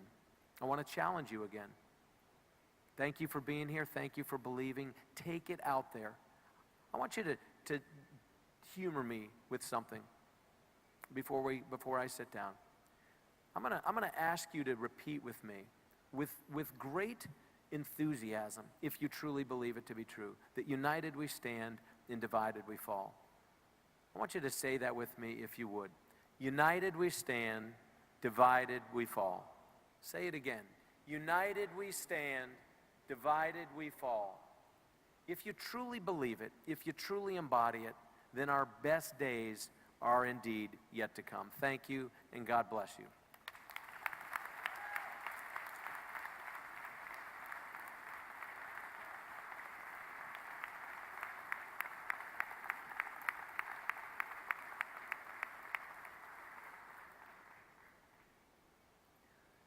That is going to be the end of the formal program for today. We do have lunch for everyone in the concession areas. There'll be music in here. The booths are open. But before you leave, would everyone please stand and with me give a great hand of applause to all these government officials here on the stage that are doing so much for Eastern Kentucky.